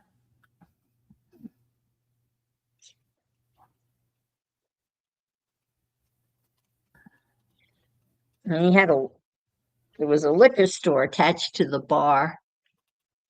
It was, you had to go out the front door of the bar, and there was like a porch, and then you walked around down the porch, and there was a door, and you opened that, and there was a little tiny liquor store in there.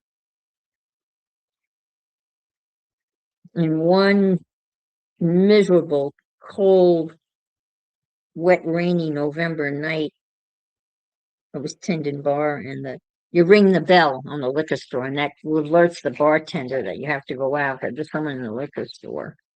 Yeah. And so I grabbed the keys and went out to the liquor store. Left people at the bar. People didn't, it was not, people wouldn't do anything Because you knew bad. They just everybody. leave the It's the bar same old people. unattended. Yeah. So I went out there, and there was this kid who was wet and obviously cold, and he had a hoodie on, and he's standing at the store door, and I said, "What can I do for you, son?" And he handed me his fishing license as proof of age. I said, "No, son, this does not work. Do you have a driver's license?" And he said, "I left it at home." I said, "Well, you're gonna have to. Yeah, I can't accept a fishing license as proof of age." So he went slunking off into the cold, rainy night without whatever he was hoping to buy, probably a pint of something. Again, some whiskey. Warm up them bones. And that's right. Or some Mad Dog. Oh, God. That awful. It was rough. Mad Dog. Ugh. What was the other one? 20, 40, 40. What was the other one that was? Everclear's rough stuff. That's the cheap stuff that I used to get when back in. What was that? It was numbers, right? Was it 40, 40 Mad Dog or 2020? Yes, Mad Dog. Oh, God. Was that rot gut or what? Woo. Stuff that we drank. Oh, God. Well, at least I drank when I was a kid. I've been drinking a while.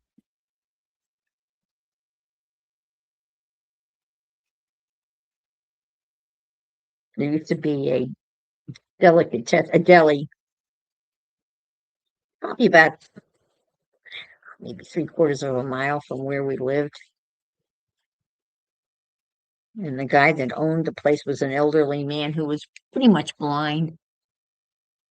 And my best friend Nancy, would take her sister's expired driver's license, and she would put on my glasses to make her look older.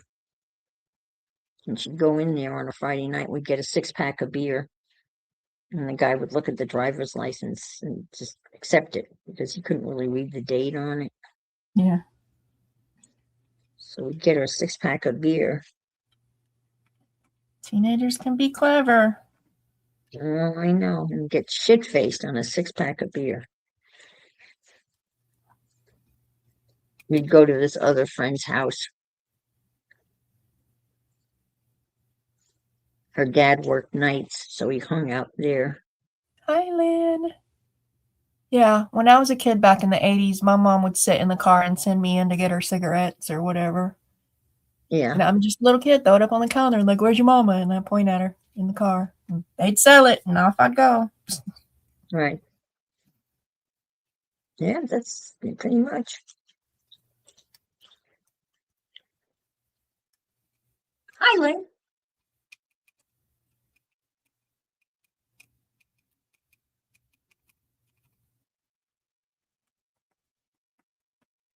Welcome, Lynn. Good morning. Good morning.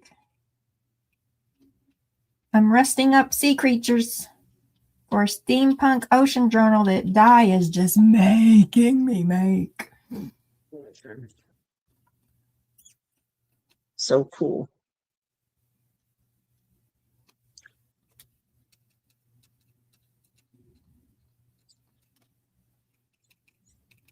I'm kind of making abstract black and white postcards out of black and white marks I made yesterday. I have no idea what I'm doing, but I'm having fun. I'm just gluing shit down. Having fun is all that matters. Have some fun. I know I have some different marks down here. Gotta find them though. I like these marks. I like the way these came out. I use those. Those are the marks that came from the tape that went around my arm when I had my blood work. But they made really neat marks. Oh, I missed you making that one. I saw you when you did dots and then folded it in half and opened it, and I saw some of the circles. I missed that tape one, I guess. Yeah. Made a really nice mark. It's kind of a nice.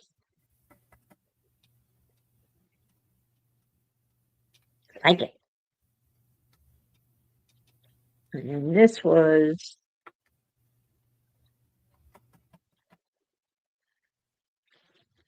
that's a credit card down this way and then across this way with a little kind of like that too.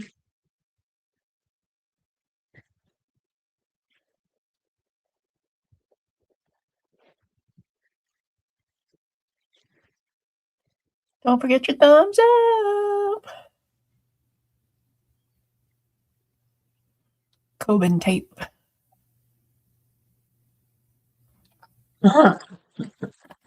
Oh, yeah, thumbs up would be great. And if you haven't subscribed to my channel, that would be awesome too. I actually picked up one subscriber yesterday. So thank you, whoever that is. Yes. At 8:51.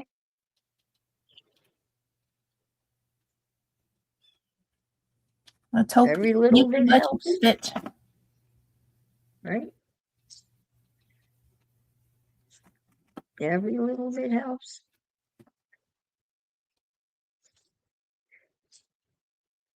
I appreciate Michelle coming on, and Ashley came on yesterday. And I think I can have, I was reading the fine print, I think I can have up to 3 on the free, can't you say, the free plan. Yeah, the free. Yeah. I think it's 3, yeah. So I can have up to 10, I think. On the paid version. Right? Yeah. Ashley was playing peekaboo. Yeah. Do you have StreamYard? I mean, Restream? I have StreamYard. Do you have StreamYard? Yeah.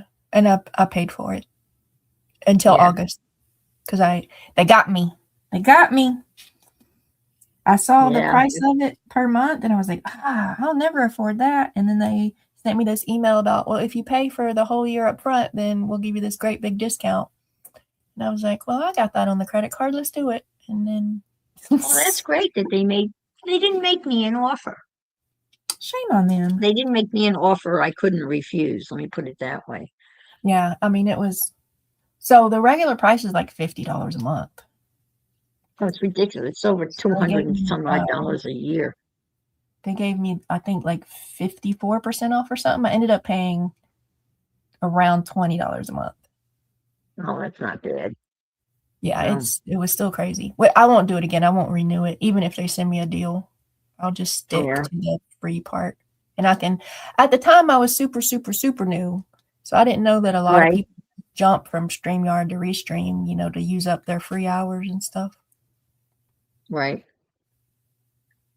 Well, I had the paid version because I got involved with a marathon with Miriam. I don't know, you know from Miriam is in Raoul. They did a crazy streamathon a couple of years ago. Yeah.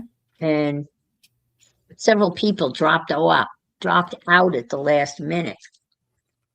So I volunteered to fill in where people had dropped out. But I had to upgrade to get the more hours. Oh, they're looking good. They're looking really good. So that's when I upgraded to, because I was on for 15 hours straight. Wow. That was a streamathon. Yeah, it was. Streamathon of one.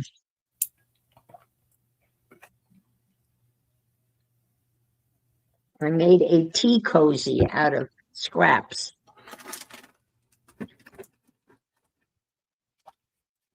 And then when I was done with it,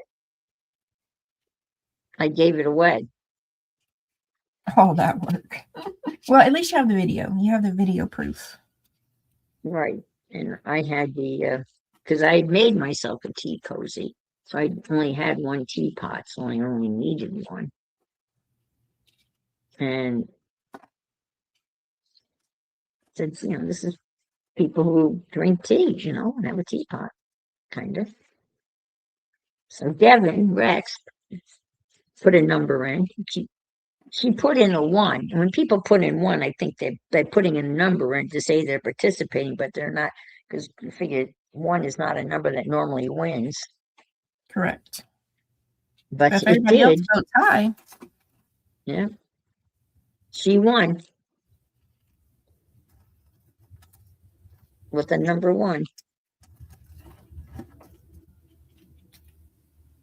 So I mailed it to her to Canada.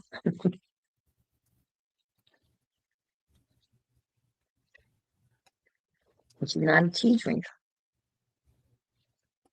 And I said, well, you know, it would be really easy. You could cut that, you know, you could cut the sides off it or rip the stitches out and make a really nice journal cover out of it.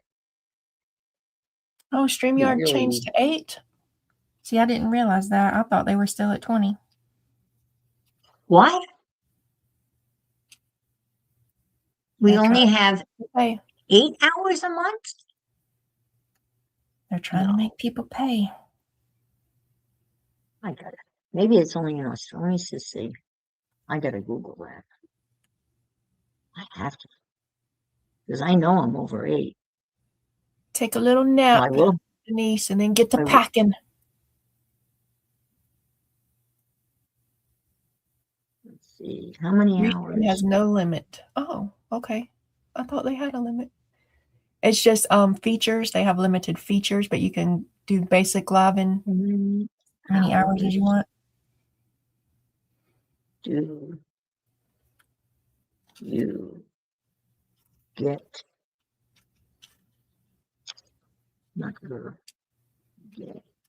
with free? Pam's got a pack today too. We'll get on the Instacart or whatever and have a bottle shipped to the porch. Mm-hmm. Does California allow gummies? Colorado does. Colorado's cool.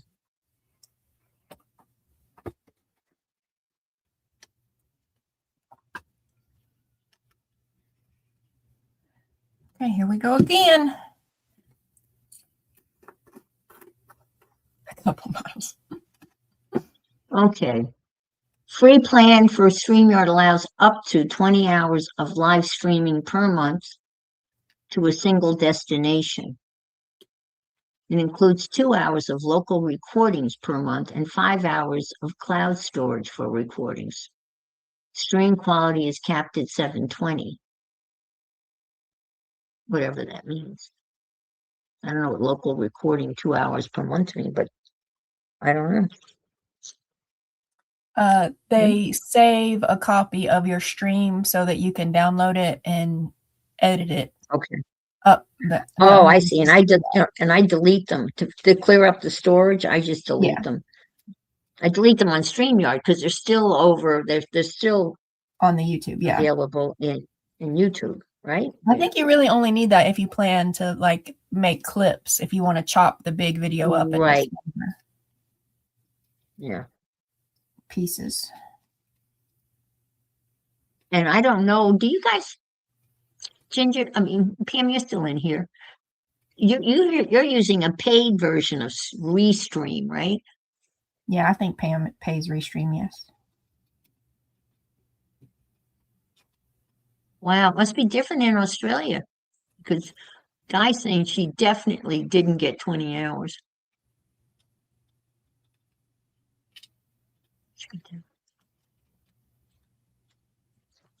Because Pam can do fancy stuff. She's got layers and yeah, she's got some really neat stuff. Yeah.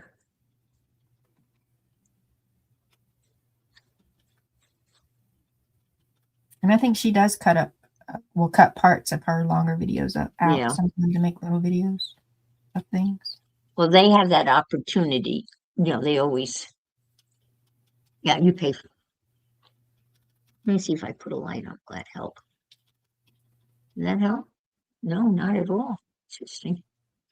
Huh. Wouldn't even know I turned the light on. Isn't that interesting? I've got the sunlight coming in. You can see the sun, the morning sun. Here comes the sun. Whoa. Yep, the sun is coming up out there. It is. Yeah. I still have my blinds closed. And my new bubble. I'm going to try turning on these. Let me turn on my recessed lighting. I'm going to turn it up. I have it on. I always have it dim. Let me see what it looks like when they're on fully.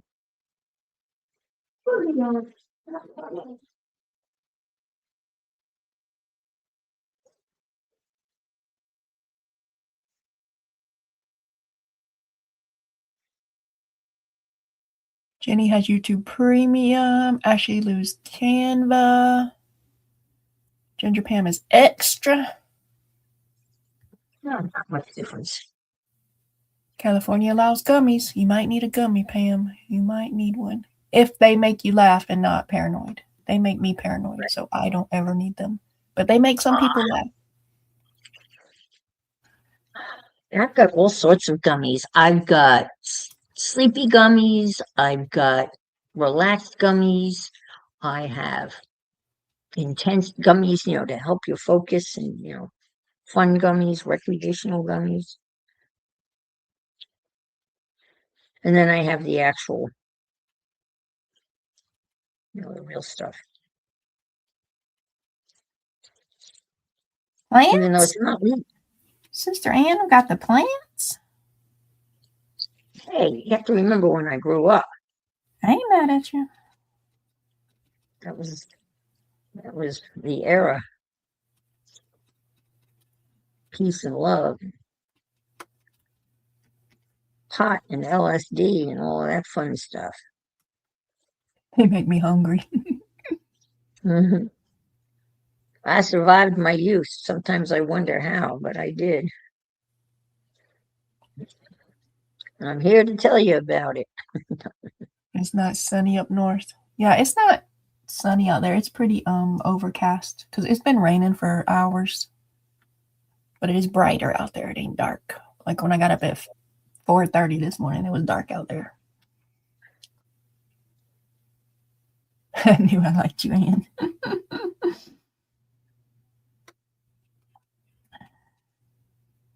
We just haven't had any rain. We're still in a really burn ban and drought. I can't seem to get any rain that lasts more than 10 minutes.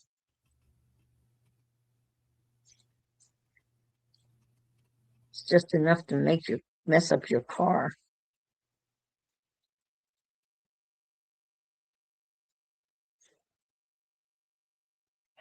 Sandy Peppers. Hey, hey, Sandy. Hi, Sandy. Good morning to you. Is this one there? Did I have another piece?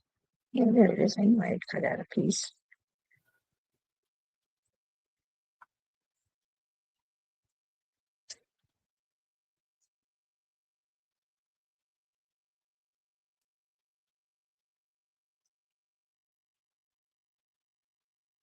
This golden matte medium is really nice stuff.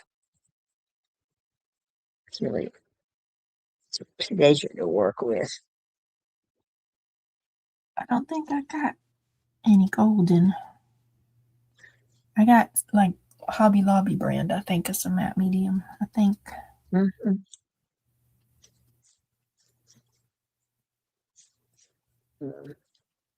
I'm never quite sure when to use like matte medium versus Mod Podge versus like, because some of them you can put, like some of them seals it where you can't put layers on top, and then other ones you can still put inky layers on top.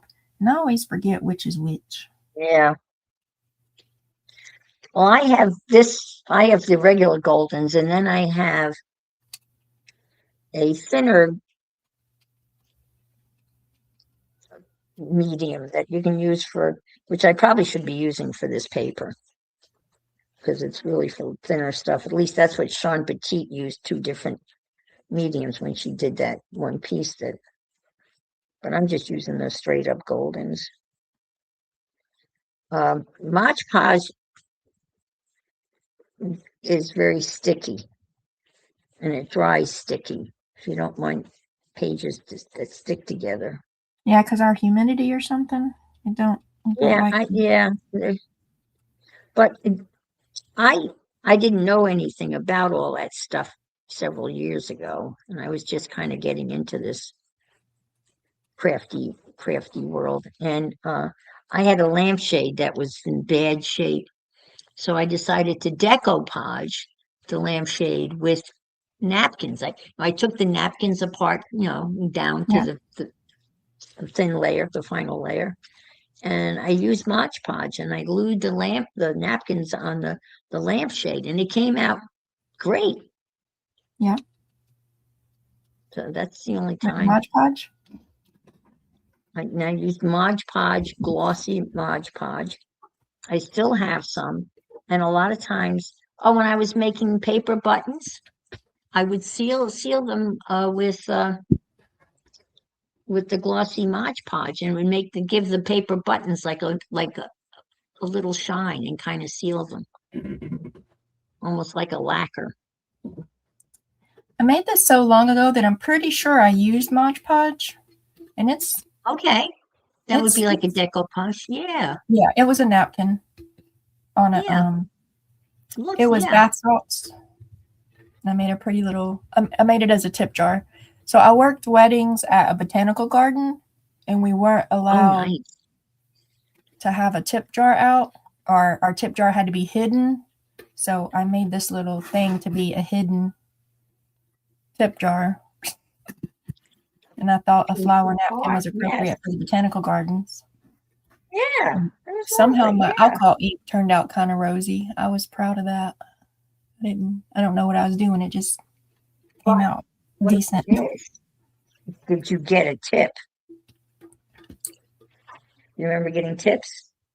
Yeah, I got. So it depended on the bar package they bought. Like sometimes we could have our tip jar out, but most of them that we could not. And if it was a hosted bar, like if one person was paying for the whole bar for the night, right, we couldn't have our tip jar out then, because they were expected to tip us on the whole bar tab at the end of the night. Oh, okay.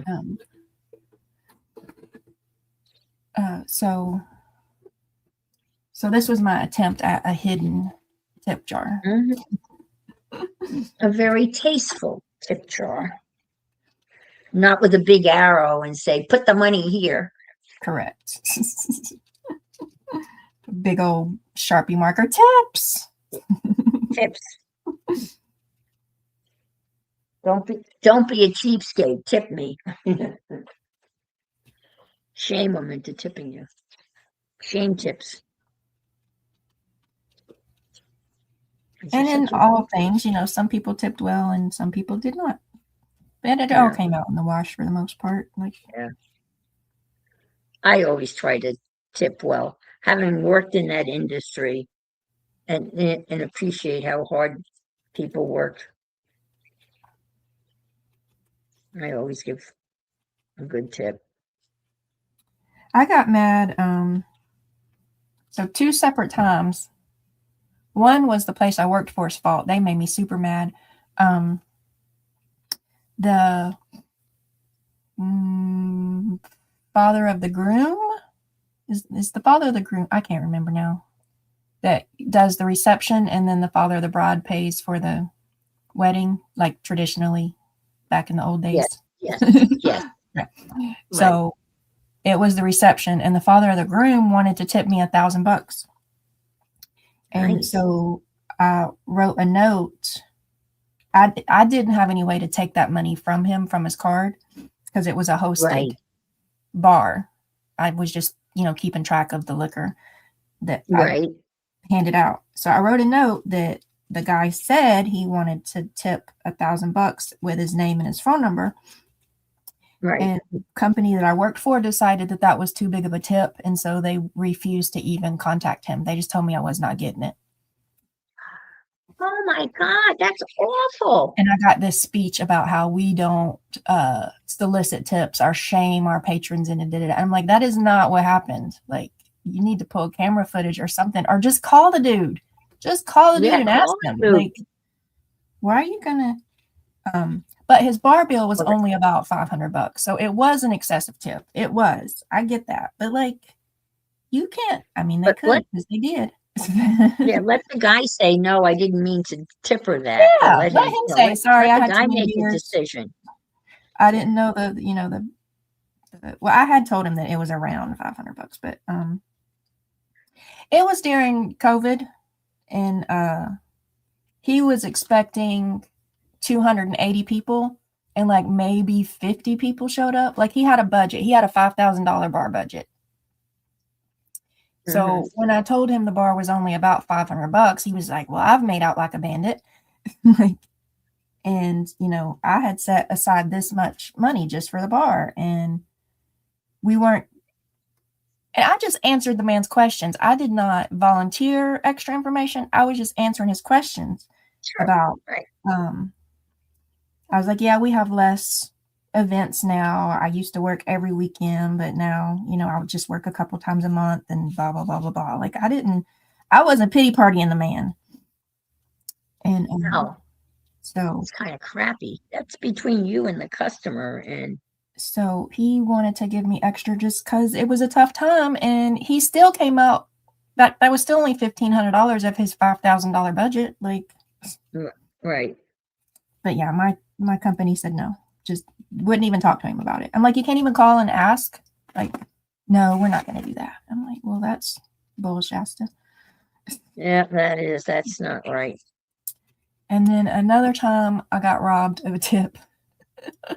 The husband tipped $500 per bar person. $100 per bar person. So it ended up being a $500 tip. So it was $100 for each of us. Yeah. And we did write that down, and he did sign it. And his wife called back and said, why is the tip $500? And we were like, so they call me because I was the head person that night. And I'm like, it's written on the notes. The dude signed it. It's like, he said $100 per person. There was 5 of us. 100 times 5 is 500.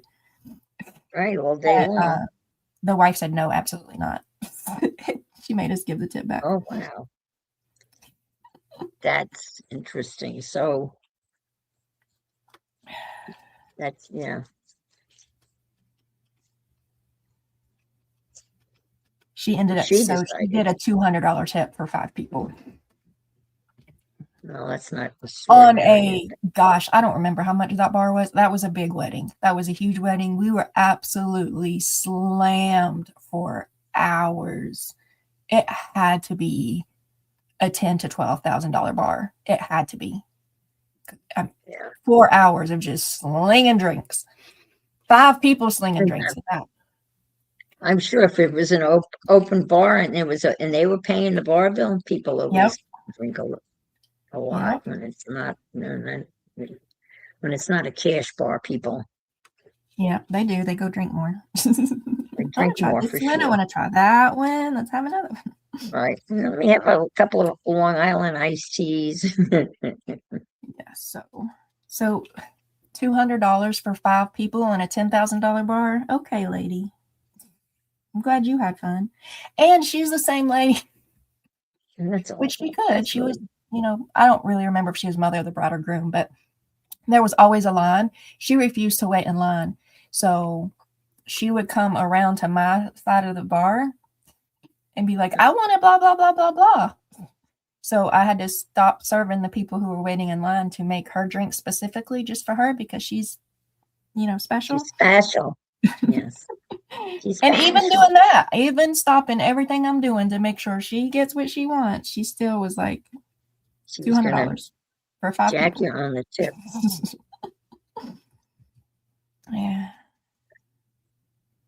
Yeah, but there were other nights that, people did more generous for different reasons. Yeah. But still.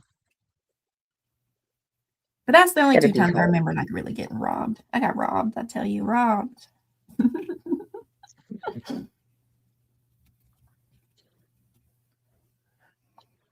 When I worked in that high-end restaurant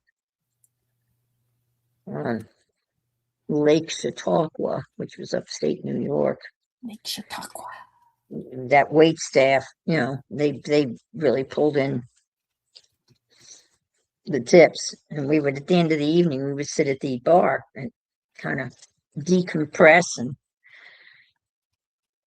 tell stories and whatever, and drink. And then while they're sitting there, they're counting out their tips.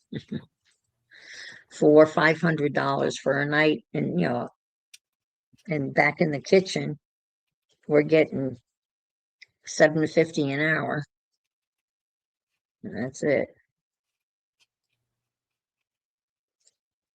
And Pam thought that they had to share their tips with the kitchen staff. Well, not at this restaurant. There was no sharing.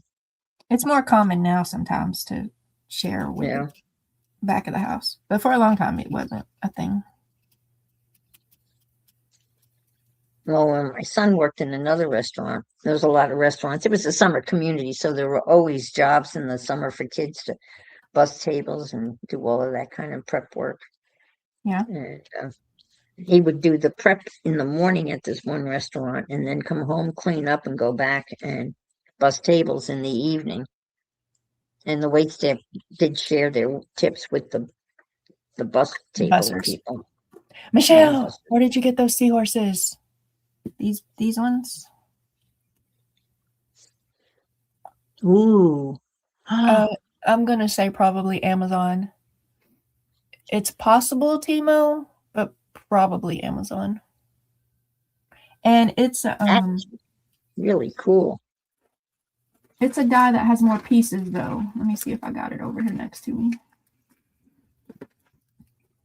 So it has 3 components to him. I don't have it. Oh, yes, I do. It's right here. So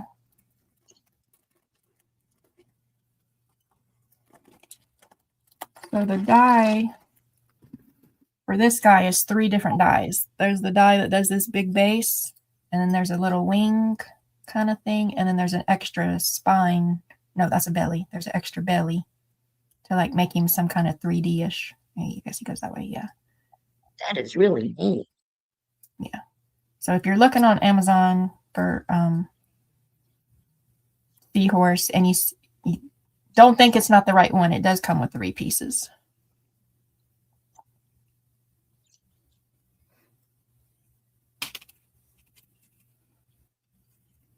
And it's neat.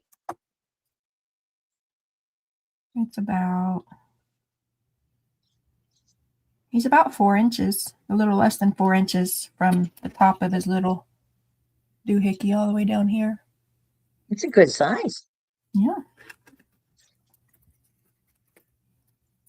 Then this little one came in a set of ocean dyes. I don't remember which ones all came with him. I think maybe him and like this star and a turtle, like a few came together. Like maybe that turtle and that starfish or something came with the little guy.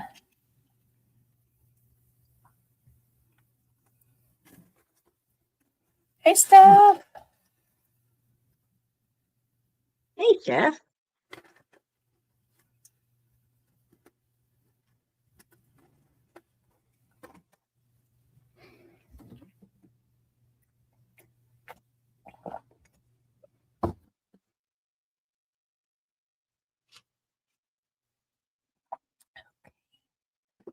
His next layer.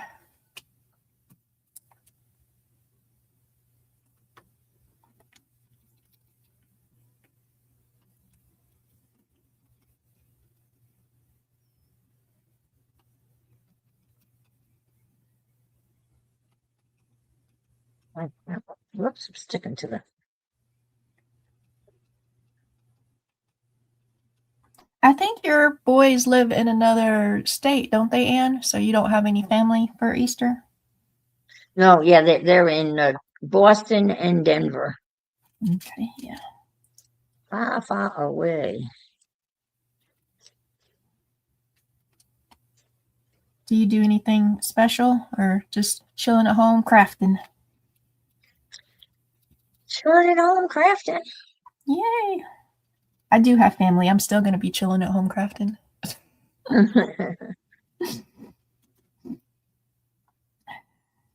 My mom and my mother-in-law are my neighbors. Oh, neat. And then, I think. I mean, some days are better than others. It's fine. It's fine. Now that I have my own house. Oh, yeah, I bet you that makes a big difference. For a long time, my mother lived with us. And then for a little while, we all lived with mother-in-law. And then I was like, nope. So my mother-in-law has had a few acres, I think like 5 or 6 acres or something. So we put a mobile home on her land next door. And then I left my mom there. I moved out and I'm like, you just stay here. There's enough bedrooms over here. Oh, that's nice, though. Enough land for you. You have your own family compound. Yep. And then the kids can just, run back and forth all they want to. And I can just stay over here. Stay in your little space. Yep. Well, that works out cool.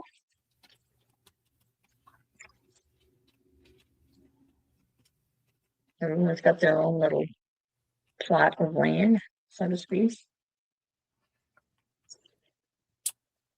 Gonna make some other craft with the keys in the pocket. Locks. Pam, just me. I ain't saying you got to, but me, I would almost be willing to give up my keys for them to just to be gone. You want to go? Get out of my house? Yeah, here. Bye. Go to the park. Go to the restaurant. Go. Come back at bedtime.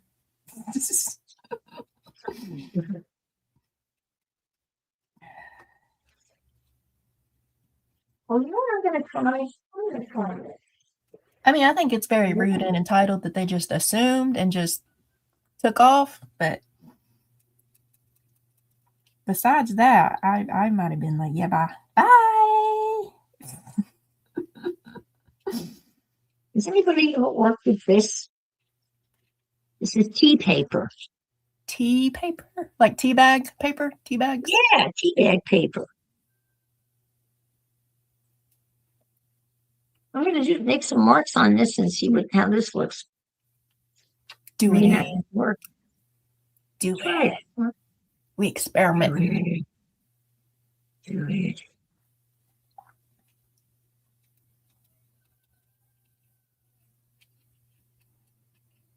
funny. It weighs nothing. It is just like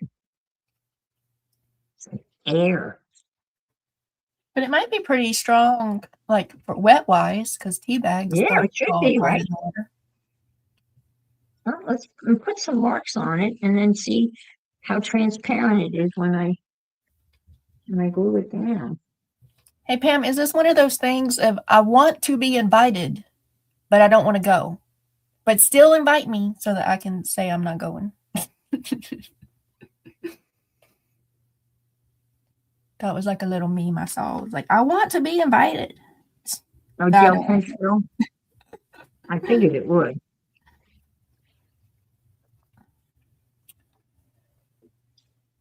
I want to make marks on it. And I think I'm going to use a magic marker. Di says the tea bag paper works really good on gel prints. Yes. And Ashley says it might be cool with pressed flowers. Oh, yeah. Y'all, I had a whole yard of dandelions for a minute, and I kept telling myself to go out there and cut them dandelions, the yellow dandelions, before they, Yeah. turn into the puffs, and squish them in a buck. And I never got myself out there and did it. Shame on me. Best laid plans. Well, let's just see. I'm just going to put them in my big old dictionary book and squish them.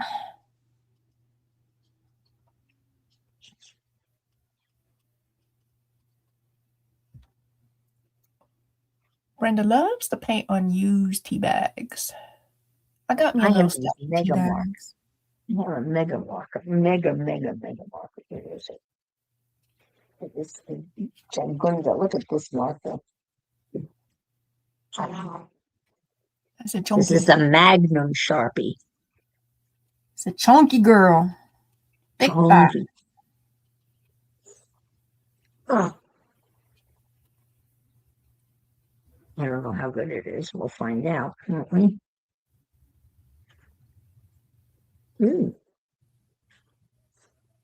Hi, Angie. Bye, Angie. Have a good Easter.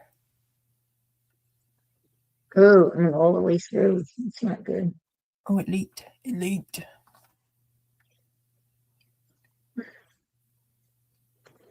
Put another sheet underneath, and you have a 2-for-1. I know. I'm grabbing something. Yeah. We're learning. Okay, so tea bag Sharpie markers bleed through. Good to know. Good to know.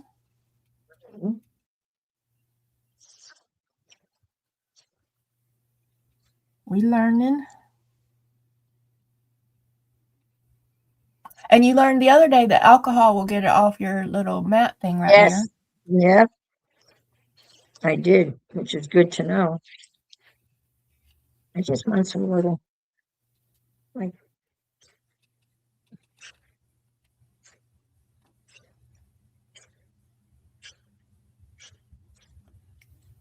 the Rolling Stones. Angie.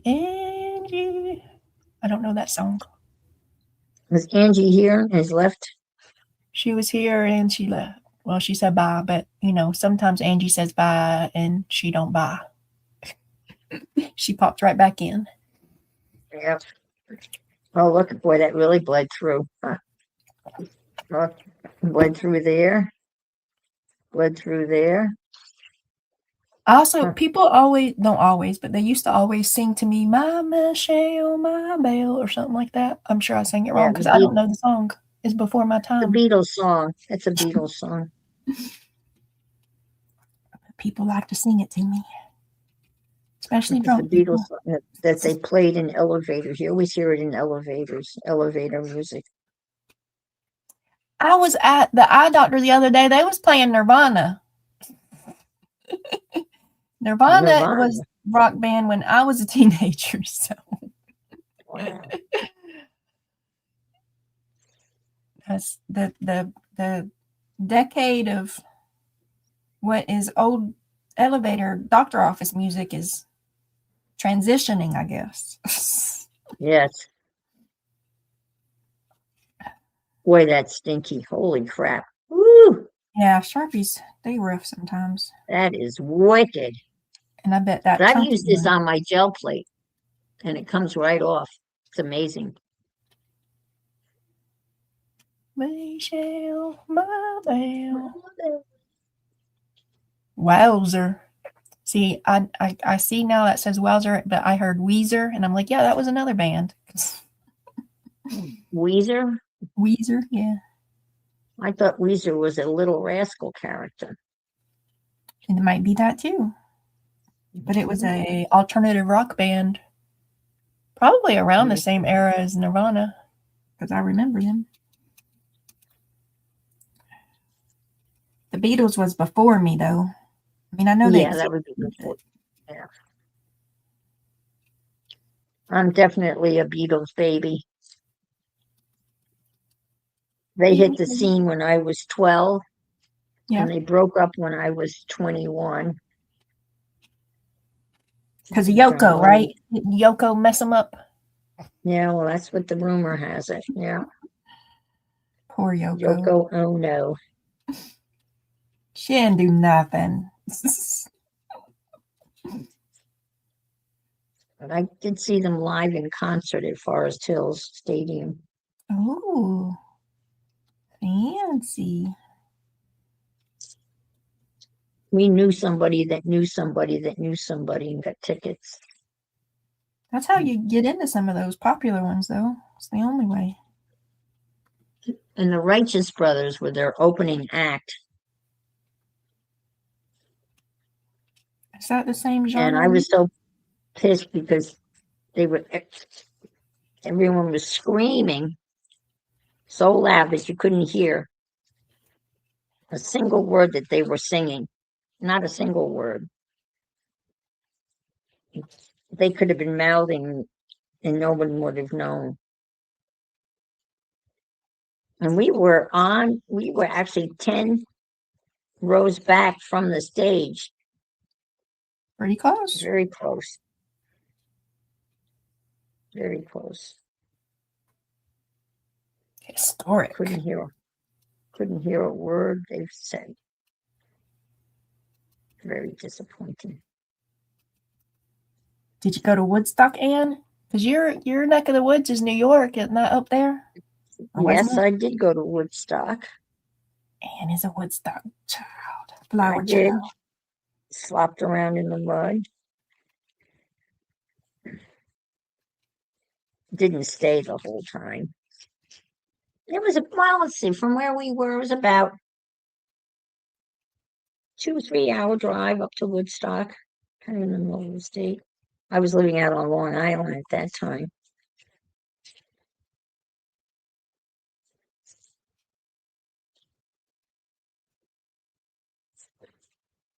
Drove up in my Volkswagen Beetle.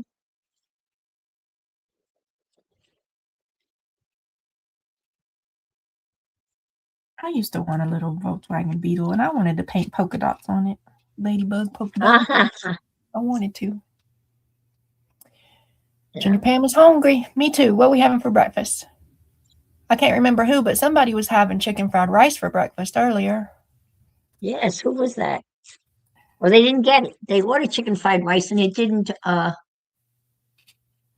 Different people. Di didn't get her chicken fried rice. They robbed her. Yeah. And then there was someone else who was like, is it too early to have chicken fried rice for breakfast? No. We said no. Absolutely not. Pam is it too early to have tequila for breakfast? Depends. You can put some vodka in your orange juice. Mimosas. And then I'm a Bloody Mary girl. Bloody Mary. I love my Bloody Marys. Tomato juices. I'm Worcestershire. Yeah, Worcestershire. And I actually have taken to using the spicy hot V8. Oh, yeah. I've heard about that. Spicy V8. It's really good. Oh, goodness. Brenda's in here with the healthy stuff. Good job, Brenda. Good job. You eat up all the healthy stuff. You can have my portion, too. Yeah.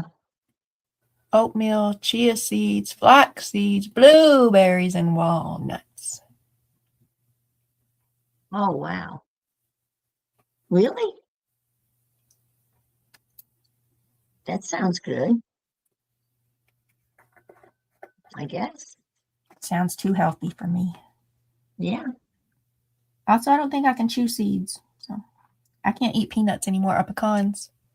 I can't eat pecans anymore. I used to just sit and eat like a handful of pecans because I wanted to, and I can't now. Really? Jay needs to make Pam her nothing special. Is it all nuts? I mean, all nuts that you can't? Since I got fake teeth, I can't chew nearly anything. That would be hard, sure. It's all got to be soft-ish. Eat dinner since you slept through dinner. That could be a plan. Just heat it up. Yeah.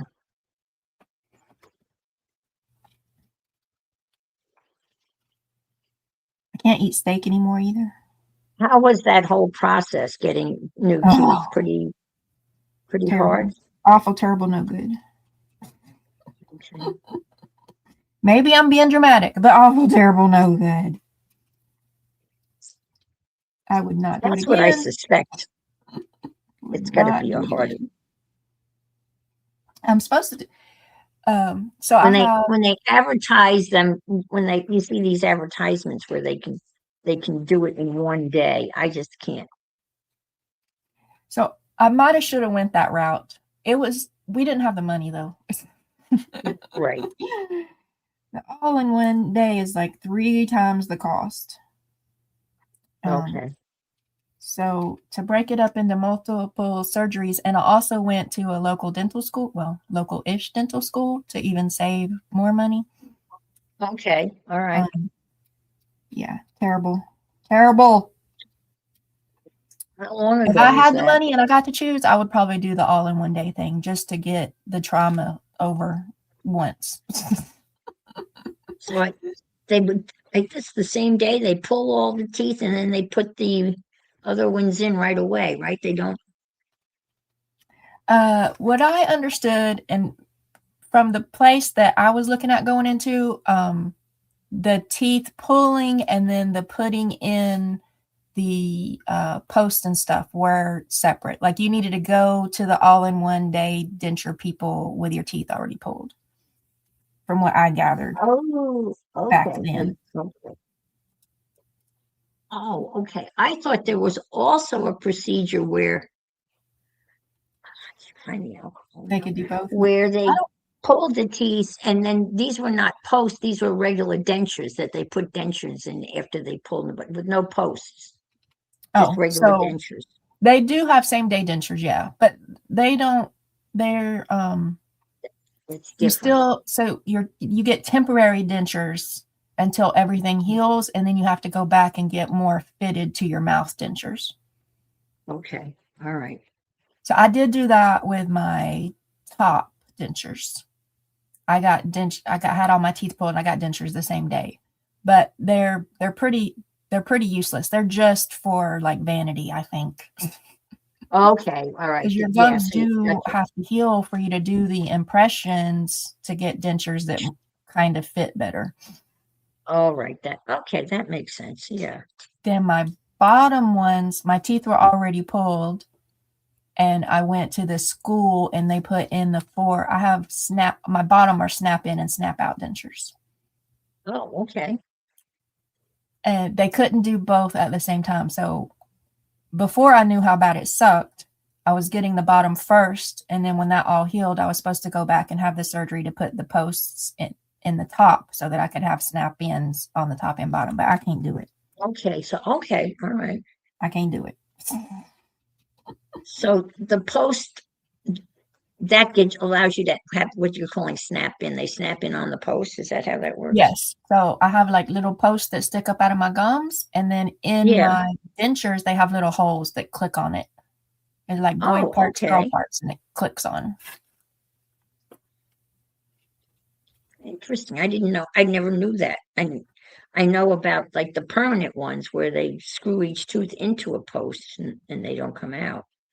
But this And is the different. The tooth all-in-one denture things, the ones I was looking at, they don't snap in and out either, but they do put posts in your bones, and they have a denture that attaches to the post, but they're not removable. They're fixated there. Oh, okay.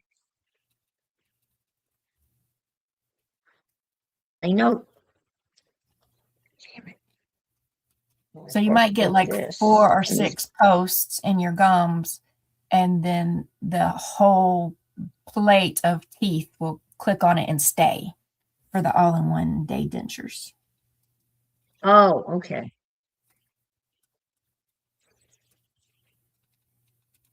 I mean, you can have that same not removable denture process not in one day too. Well, I have my teeth, but I'm hanging on to what I got. You know what I'm saying? And my mother died with all of her teeth, and she was 96 and had all of her teeth. My father was 85, and he had all of his teeth. I'm very proud of them of taking good care of their teeth. Everybody's taking your teeth. Because it sucks. And I have periodontal disease, so I have to have a deep cleaning every 3-4 months just to maintain what I've got, you know.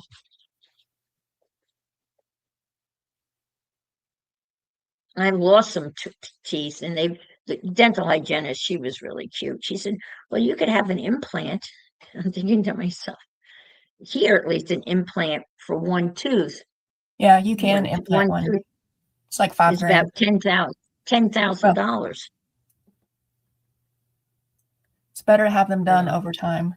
Yeah. Because your bones do have to adhere to the posts.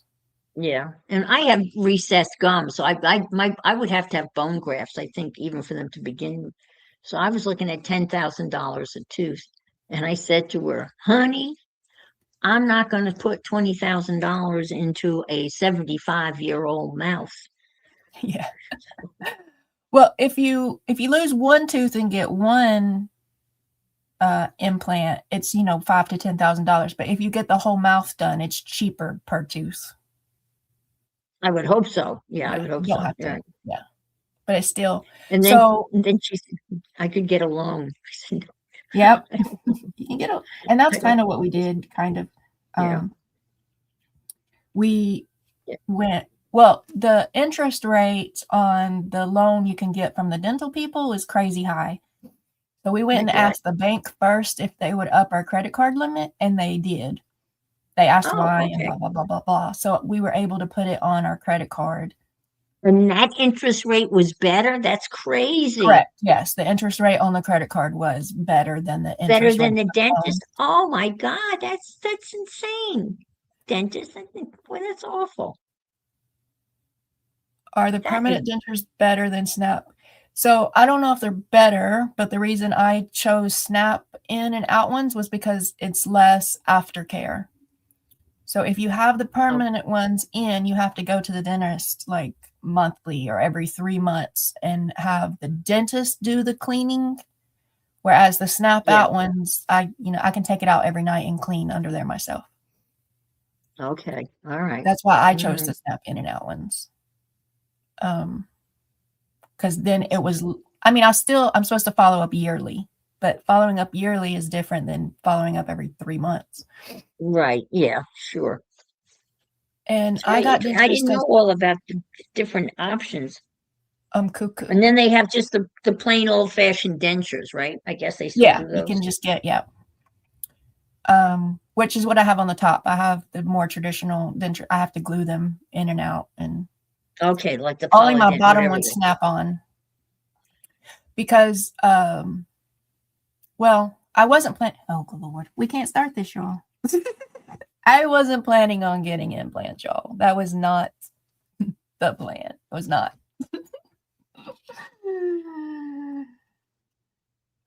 So they could have fixed my teeth, Jenny, but so one, I didn't have dental care until I was in my 20s, like at all. Like any kind of dental care. My first dentist appointment was them tearing a tooth out of my head because it hurt, because it was broken and infected. Because I had no. Right. I also have terrible nutrition for my whole childhood. Terrible. Sure. Yeah. So my teeth started breaking and crumbling. They could, and they did a couple. They root canals. They did root canals on some, and they did like where they built the tooth up. Like there was a partial tooth there, and so they like it's not clay, but they build the rest of the tooth around, you know. So that's what I had done first, and it was terrible. It was terrible. Like I felt him doing that stuff, and I kept trying to tell him I felt him doing that stuff, and he had people hold me down while he kept working. It was also terrible. So, and then when one of the teeth that he had built up with the special whatever stuff, it broke. Oh so no! He was like, well, I can do it again, and I'm like, and that was, you know, thousands of dollars. It was thousands of dollars to get like 3 root canals, and 2 of them, you know, built up. And then it broke. And then like, so I couldn't do root canals anymore. I just could not do it. And so I was like, let's just pull them out and get a denture. Let's just pull them out and get a denture. And they were like, well, it's an option. I'm like, yeah. Because it's like, in my mind, it was like the only option, right? One sit there. Like with the root canal, like, yeah. I'm like, just yank them out. And when I had them pulled out, I was told that I would be put to sleep to do it. Yeah. Yeah, that didn't work. That didn't work. They didn't put you. They just numbed you up real. Well, it was explained to me that I would be put to sleep. Like during the time I went to the oral surgeon, and they told me he would put me to sleep. But then when I went back later to do my bottoms, they're like, it's not the same kind of anesthesia in the hospital when they say they put you to sleep. It's called a twilight. Oh, yeah, they smoke you. Yeah, twilight. And you could be awake. Like most people do, just go to sleep. Some people are awake, but they don't care. Like they're out of it, and they don't remember. Yeah. Okay. No, I remember. I was awake, but I was paralyzed. Oh my God. So I heard him talking about his kid's little league softball game, and I felt it. I won't say it was, I don't think I felt all the pain, but I felt it. I was uncomfortable. And so I am stuck and I'm screaming. I'm losing my freaking mind because I can't tell them that I'm awake and I feel it. So they're just doing their job while I'm losing my mind. When I finally could move, my arm finally moved. I don't know how long it was. It felt like forever. Have you ever been like locked in a coffin buried under the ground or something? Like it's not fun, y'all. It's not fun. Right. When I was finally able to move my hand, because I was trying to get their attention. Right. Yeah. They always say, put your hand up. Yeah. Right. I knocked his instruments over and he started cussing. He lost his mind. He got so mad. Because, I mean, I guess they got to get all new, like, whatever. I was already losing my mind, so I didn't really care. He was losing his mind. Yes, exactly. Screw you. Well, yeah, isn't that they always say that at the dentist, put your hand up if I'm hurting you. It was terrible. I'll grab you by the balls if you're hurting me. I'll get your attention. That's what I should have did. And so, yeah, it was awful. And that was my top dentures. And then it was like 8 years later, I finally had to do something about my bottom teeth. And that dentist, she did try so hard to get me to let her to just fix them. She's like, you don't want to pull them. I'm telling you, you don't want that bottom denture. And I couldn't hear her. I was like, I'm not sitting here while you pull out the teeth or, root canal them one by one. I can't do it. I just cannot do it. I need to be put to sleep and like actually put to sleep, like the for real sleep. Like, what do we need to do that I get the hospital anesthesia, not the twilight anesthesia? Right. Yeah, you have to go to the hospital. Yeah. I need probably. to be out. Actually, that was after. So she pulled my teeth, and I was just getting a bottom denture. I wasn't getting implants. And then she was like, "You're gonna need implants." I'm like, "No, thank you." But then the bottom denture, it didn't fit like at all. Like it wouldn't. No amount of glue would it stay in my mouth. Like it just kept even just talking, it would just pop So out. it wasn't made right then, I guess. That's what the like fourth dentist said, or fifth dentist. Well, someone didn't measure right, or Yeah. whatever. So I was still working at the time. I can't be at work and say, "Hey, how are you doing? What can I get you?" And my teeth fall out in the ice bin in someone's drink. Right? Like, No, that's not cool. No. so she told me the only way that they were gonna stay in my mouth was to get the implants. And so I felt very pressured, and I was like, I can't afford them. I cannot afford them. And so like 3 hours away, there's a dental school, and she's like, "You'll get them more affordable at the dental school." And so I ended up doing that. And then I changed dentist. I did get a professor instead of a student because of the students were away on, I did it like 2 days after Christmas. Okay. The students were away. So I did end up with a professor who did my implants in my bone. So, I mean, yay. He should know what he's doing. Yeah. But he was qualified. Yeah. Yeah. He was so mean. He had no bedside manner at all. And I even like told him from the get-go, like, I'm scared. I am anxious. I am like, I need all of the calm down drugs, all of them. Right. And he's like the first visit, he's like, "Yeah, sure, no problem. It's all good. We take care of you. We got it. Blah, blah, blah, blah, blah. Give us $12,000. We'll take care of you."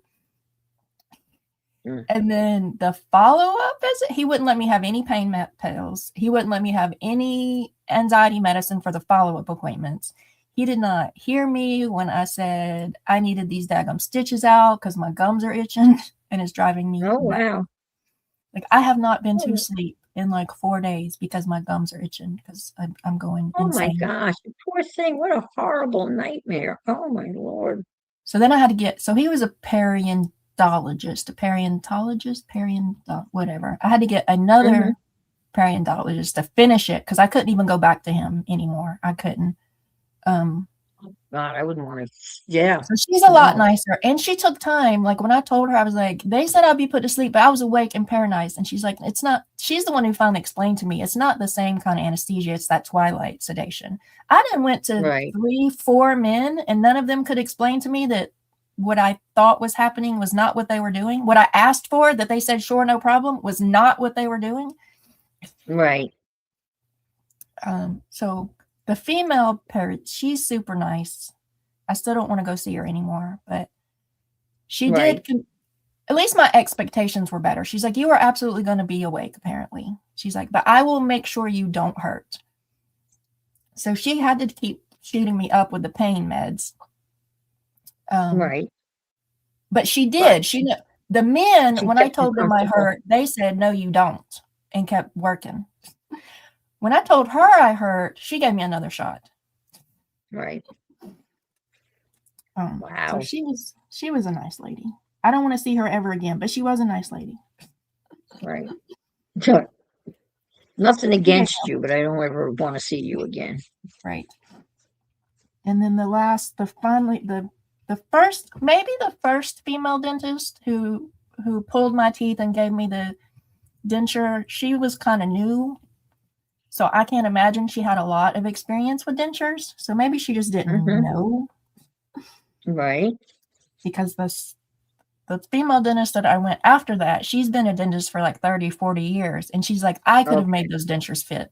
If you told me that you did not want implants, I could have made them fit. And I'm like, well, that lady told me that there was no way they were ever going to fit. She's like, she just didn't know what she was doing. And I'm like, well, I guess that makes sense. You had the dental nightmare story. Yeah. Sorry, I trauma dumped y'all. Sorry. No, that's all right. It's fascinating. Thank you for sharing that. I mean, because I don't really know, and I really don't want to do that, but I'm afraid that eventually down the road here, it's going to be a distinct possibility. And I ended up in some like denture, like Facebook groups or forums, like Reddit forums. Like there are people who don't have as hard a time as I did. It's possible, but I mean, I guess it really depends on your providers. I went through. Yeah, I went through several providers before, like the female pairing got. But it's expensive too. Like it's $700. It's $750 per 15 minutes of the don't freak out medicine, the IV don't freak out medicine. Right. Who's got $715 for or $750 for every 15 minutes? I mean, I don't got it. I ran up my credit card bill like crazy because I bet. Because at this point I had the posts in my mouth, but they were still covered with my gums. So I needed someone to cut them back open so that I could put the snap dentures on. So like I didn't really have a choice but to pay her whatever she wanted. Oh man, that sounds awful. Oh my God. Gee whiz. That is. Yeah. I don't know what she put in that IV, but I was chill. I was chill. Good. But I also think it helped that she believed me every time I feel it, and she gave me more pain medicine. She was not going to let you. Yeah. The men told me that I couldn't feel it and just kept working. Well, I mean, what do you do when you lay there and you're stuck and people are holding you down and you're in all kind of pain? Like you lose your freaking and they're not believing you. It's because you're a woman. To lose your mind when you're being tortured. Right. Well, that's what I contend. I contend that all the advances that we've had in medicine, their dentistry is so far behind. There really hasn't been that many advances in dentistry compared to what they've done in medicine. And,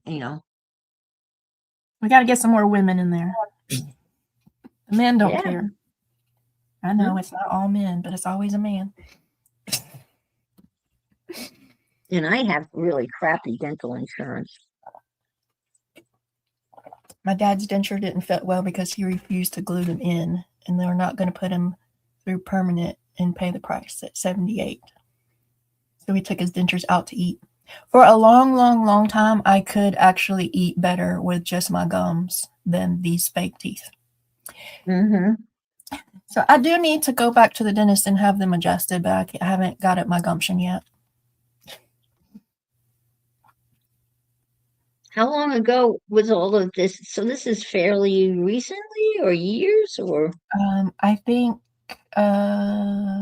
May-ish. No, April 16th is 2 years that I went to the second periodontist to have my gums opened up. Okay, so that's recent. So, yeah. And then I had to wait 6 to 8 weeks for my gums to heal. Then I could go to the dentist, and she started fitting me for the denture. That would click on to the posts. So, like, maybe that process was done around November-ish, maybe, because it's several appointments over and over and over. Right. And then, yeah, I need to go back, but I can't.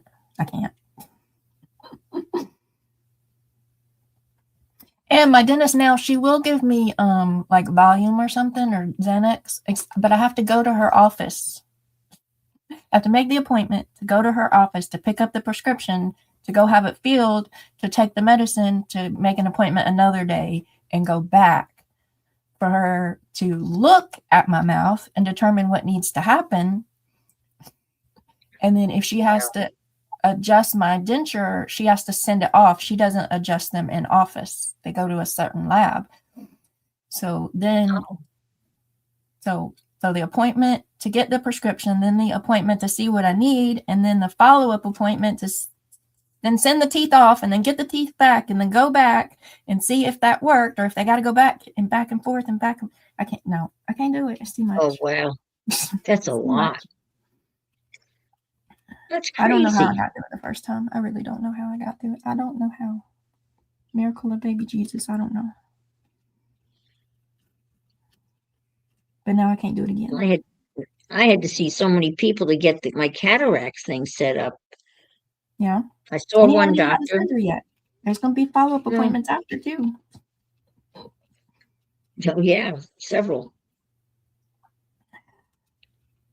It's going to be okay though. They're going to put you to sleep for that, don't they? Don't they put you to sleep for that?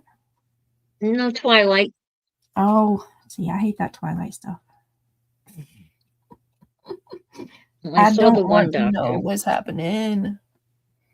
I saw the one doctor who confirmed that yes, I needed cataracts.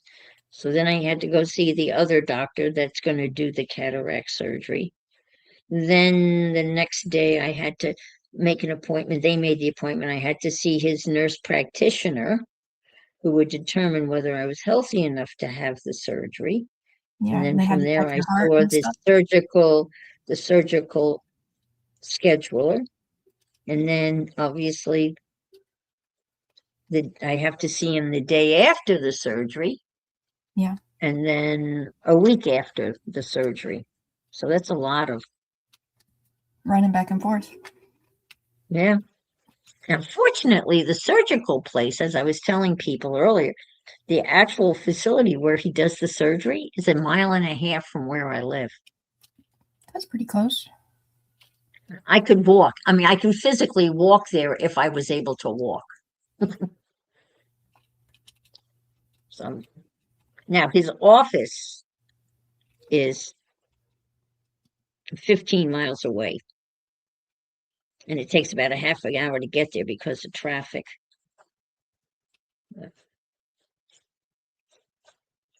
And my bridge partner will take me to the day of surgery. And they say you need a ride for the second day when you go back. Yeah. But I'm going to drive myself. Well, you might have to wait and see how you feel. Yeah, I'll be fine. I've had a lot of surgeries where I've been completely put under. I've never had any problems with anesthesia. So I'm not expecting any issues.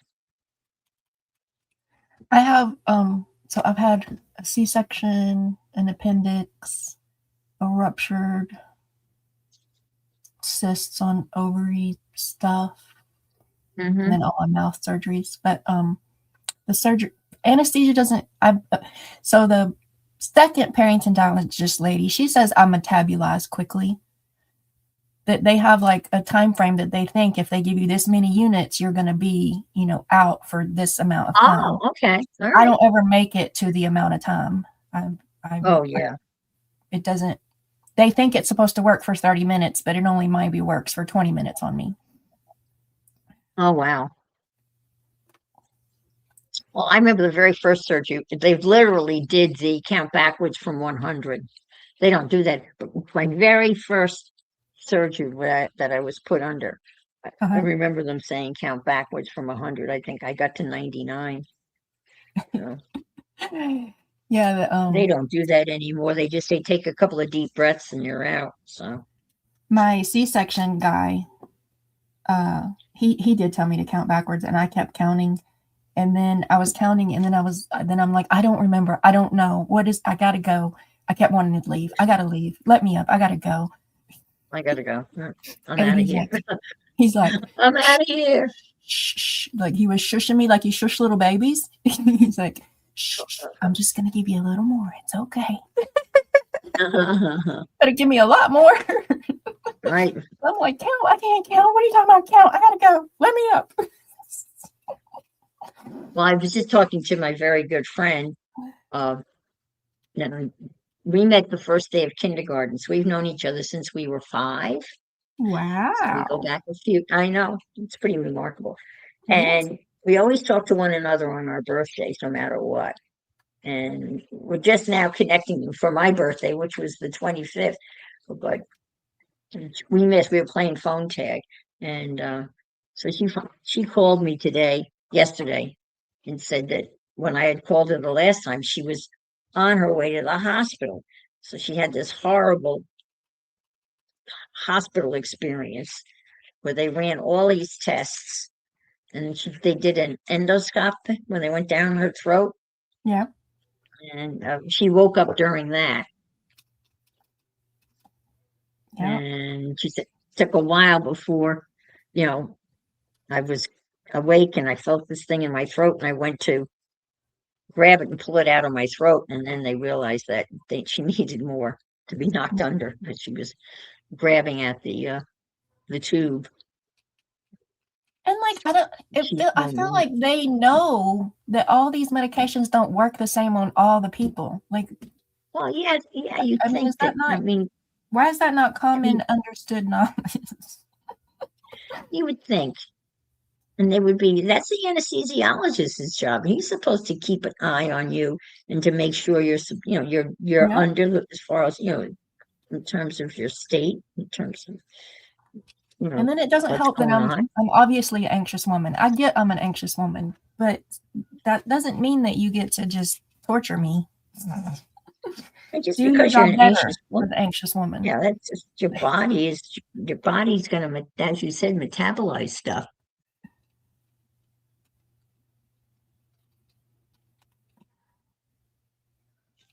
Yeah. And it's so I had all the teeth, all of them. I don't know how many was ripped out of my head. And I had all these stitches, and I had metal posts put in my gut, like all of this. And they told me to take ibuprofen and Tylenol. What? I had a ruptured appendix. They told me to take, ibuprofen and Tylenol.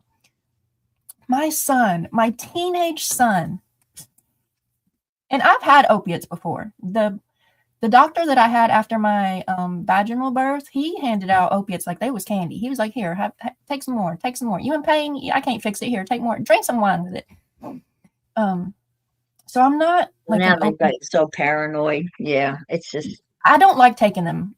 So I didn't take them as well as he handed them out, but still, like I really could have used some, the first 3 days after my oral surgery. I really could have. Yeah. Oh, but the point of this is like my son, he had a torsion. He's never had opiates. He might have had them in the hospital when he broke his elbow and he had rods put in his elbow, but he didn't come home on opiates. Right. My son had a torsion, and they sent him home on tins of oxycodone. Tins. I've never got a 10 in my life for all kind of surgeries. That's funny. And they give, for his, and I didn't give them to him. I didn't. We did. I tried to get them to give me something different, and they wouldn't. So I did Tylenol and ibuprofen him. But why does the boy? That's my point here. The men, I hurt. Oh, here is all the drugs. The woman, I hurt. Oh, no, you don't. Yeah, you're being hysterical. Yeah. Like the colposcopy where they go and pinch off your cervix, they don't give you pain medicine for that. But if you go get your men part snipped, what is that one called? Oh, yeah. Then they get all kinds of drugs. Like what? Why is the men parts more vital than the woman parts? I don't know. But it's definitely not equal. It's not equal. That's for damn sure. It's not fair. They should treat pain appropriately. And there's being skimpy with pain medicine because you might get addicted. Well, if you're in pain, I don't think you can be addicted to pain medicine if you're in pain. Like if you're in pain, you need the medicine. Like if you're diabetic and your sugar's out of control, you need the medicine. If you've got high blood pressure and it's out of control and you need high blood, you need the medicine. So if whatever is happening and you're in pain, you need the medicine. You're not addicted to it. You need it for a purpose, for a reason. Can people be addicted to pain medicine? Sure. But I think it's wrong of them to automatically assume and treat, particularly women, but people like they're automatic addicts because they're in pain and need a medication for it. They don't treat all diabetics as addicts. They don't treat, it's just pain medicine that suddenly people are addicts. But you're not an addict if you legitimately need it. Well, you're a criminal. I mean, I'll tell you, I take morphine every day. Lots of morphine. I'm on a morphine every day. I take I'm assuming because you got some kind of pain going on. I do. And I've been on this pain regime for probably 12 years. And what I have to go through to get the morphine prescriptions filled every month. I'm a criminal, and I have to see the doctor every 3 months. I have to have blood work done every 3 months just for her to write a prescription for the morphine. I get a letter from the insurance company every couple of years telling me that I shouldn't be on this and I need to go to pain management and that they're going to take me off it. And this is the insurance company. So then I have to contact the doctor and then the doctor has to write a letter. And then I get a letter back from the insurance company saying, we're glad to inform you that your prescription for morphine has been approved, blah, blah, blah, blah, for another year. But it's longer than that. Every 2 years I have to go through this. It's just every 2 years. They said a year, but the last time I got the exact same letter in 2023, and I got this recent letter in 2025, and she just has to reiterate. But the funny thing is, apparently you cannot write on the prescription for pain. If she writes this medication for pain, the insurance company won't fill it. The proper wording is prescribed for, are you ready for this? Non-acute pain is the proper wordage in order for the insurance company to fill it. Does that make any sense? No. Non-acute pain. Non-acute chronic pain. But anyway. And she put me on this at least 10, 12 years ago. And it has managed my pain very well. Do I feel high no, I don't feel anything except I don't feel I have limited pain. It works for me. I'm glad you have access because they're making it harder and harder for a lot of people. Like, it is. I don't understand why. I have to show my driver's license and and I'm scanned into a data bank. But so you can manage on something like morphine if it's properly prescribed and live a totally normal life, you know what I mean, and have some relief from the pain. And she said she had learned about that dosing when she went and got her degree in palliative, like when they're passing away, like hospice palliative care? When you're taking care of people with hospice. She has a second degree in that. She studied to be certified to do that also, and it's there when she went through that training that she learned about dosing for various different levels of pain or whatever. And that's what she basically decided to do for me. And it's worked. It's worked. It's been very successful. And a lot of times when other doctors, they see that prescription, and I can just see their eyes going up. I'm like wondering what the hell is this? Because someone asked me in the rheumatoid arthritis doctor's office, because he gives me Celebrex for the arthritis and pain. And she said, do I go to pain management? And I said, no, but she didn't ask any further questions. People just want to get in your business. You know what I mean? They want to put their 2 cents in. So my son is 16. So 16 years ago, that OBGYN handed out pain medicine like it was Skittles, which was too excessive for sure. I would rather have figured out what my problem was and fixed it. But and then now, like, they used to give me pain meds for my kidney stones. They won't now. Yeah.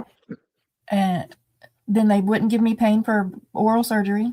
Well, one nurse gave me 5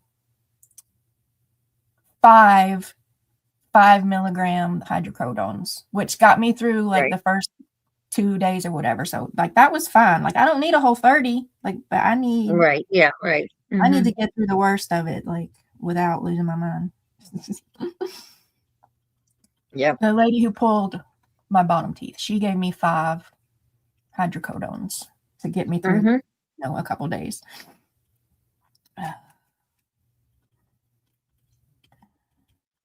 But many other dentists wouldn't give me any. They were like, nope, just Tylenol and ibuprofen. It was such a controversy because doctors were giving out Oxy, like candy. You're right. They were just giving it out. Those pharmaceuticals were not really honest with them in terms of how highly addictive it was. And there was a whole thing about all of that. And now they've just gone in the opposite direction. And I'm a liar too. Like, so I come from a family of drug addicts. So if there is a way to be prone to addiction, it's in my genes probably. Yeah. And I had that OBGYN who prescribed me oxys like candy, but I did not like taking them. So whatever I did, like I took them on the absolute worst of the worst of the worst days. I had a stockpile of, my mom tried to get me to sell them because apparently you can sell them for $10, $15 a pill. I had a stockpile of pills because every time I saw him, he gave me another 30 days and I was barely taking them. I'm like, no, I want something besides, I want you to fix that. Fix that. Right, fix it. Right. I have a baby. I can't be on pain pills taking care of a baby. Like, come on. I gotta be clear-headed. Help me out, dude. Yeah. And he was like, oh, just drink a glass of wine with it. Because I'm like, I'm still in pain. Like, I still can't sit. Gosh. I still can't walk. Like, I can't. Well, just have a glass of wine with it. No, dude, listen to me. So anyway, if someone has opportunity to be addicted to them things, I've had opportunity. And I still chose not to take them. Like, except for like when it is the worst of the worst. Yeah. Because they make me feel like if the pain isn't so bad that the way the pill makes me feel is more annoying, then I don't want to take the pill. But if the pain is so bad that the pill actually helps the pain, then I take the pill. Like, so the pain isn't always so bad that it's worth the itching and the nausea and the dizzy and the blah, blah, blah, blah, blah. Right. Well, I think pain is such an individual thing. We all react differently to different situations. Some people say you have to use the words, it is affecting my daily life. It's severely affecting my daily life. Right, yes. It's severely affecting my right now. My right now. Right. Right now, right. I am beyond my capacity to cope. There you go. Right. Like sometimes I'm always in pain, nearly always. Like, yeah, I am too. You just got to keep doing what you got to do. Pain doesn't always get you out of it. But when the pain is so bad that I can't do what I got to do, then help a sister out. Right. Exactly. And they're like, Tylenol. No, my poor liver. I'm at a manageable level of pain. It's manageable. Yeah. And I can do what I can, what I want to do for the most part. I was trying to tell that guy about at the time, I couldn't tell the difference. I was just losing my mind. I think maybe it wasn't itching. I have sensory processing issues. I think it was pain. Like, I thought I was going berserk insane over the itching, but maybe I was just reading the pain as itching. So it was unbearable. It was unbearable. Yeah. And he was just like, what you want me to do? I want you to help. I want you to help. Yeah. That's your job. Well, That's why you're called a doctor. Yeah, doctors are,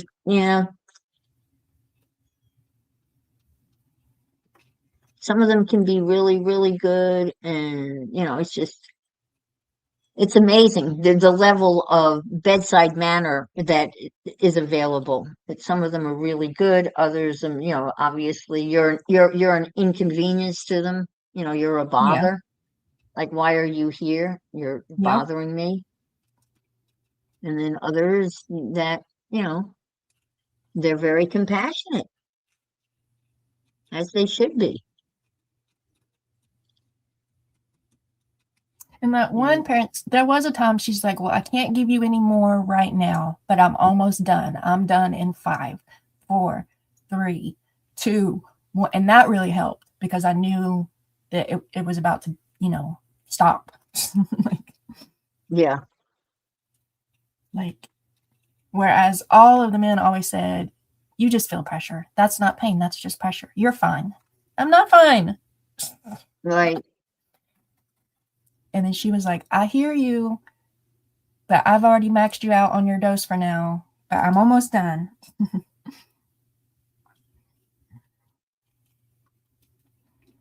Hmm. And then she quit. Like, the men didn't quit. They kept going. She quit. She was like, okay. Yeah. And my dentist lady, when we were doing the molds and stuff, and I'm like, it hurts. She would explain everything to me. And she's like, I know it's going to hurt, but it's going to take 2 minutes. Can you make it 2 minutes? And then I'm like, I can make it 2 minutes. Then, but at least she gave, but that's good information, Yeah. Like,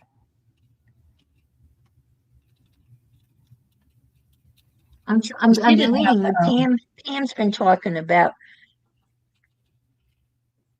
her restless leg. Oh, yeah. I thought she had something that was helping a little bit. Well, it wasn't. I'm trying to read. Apparently, she had an option of getting off it, and they were going to try something else.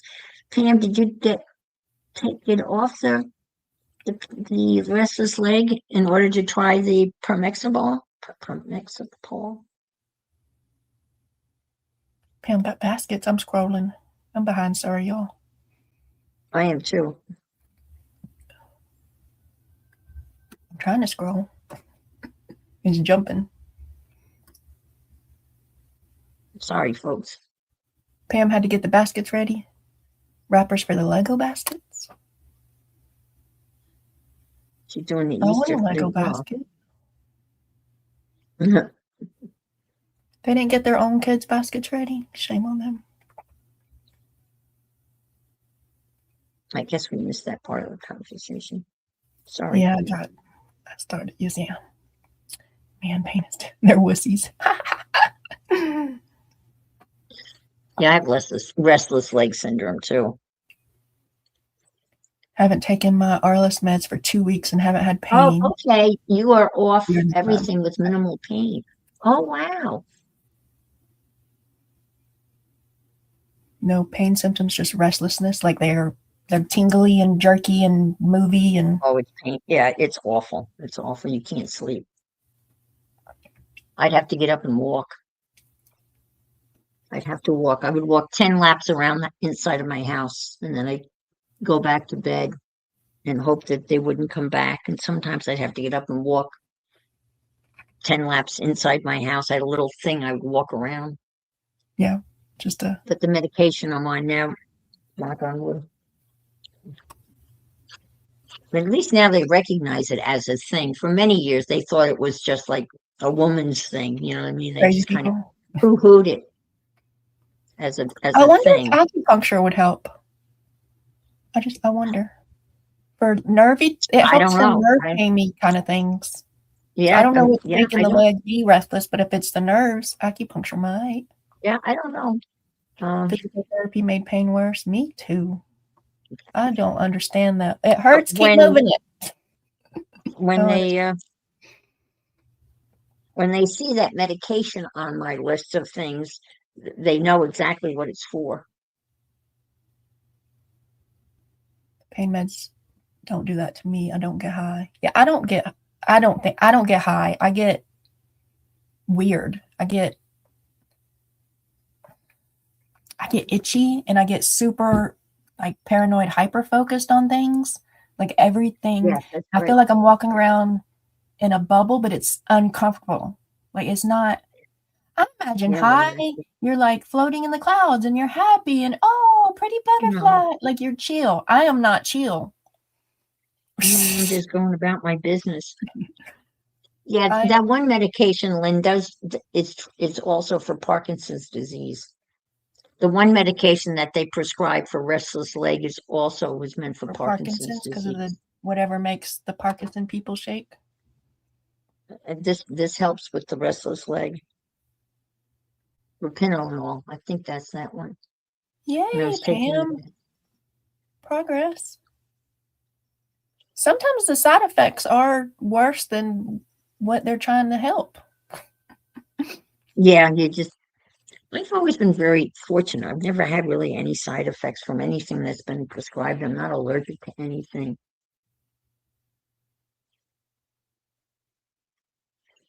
I don't have a high feeling. I don't have any feeling except no pain, which is a good feeling.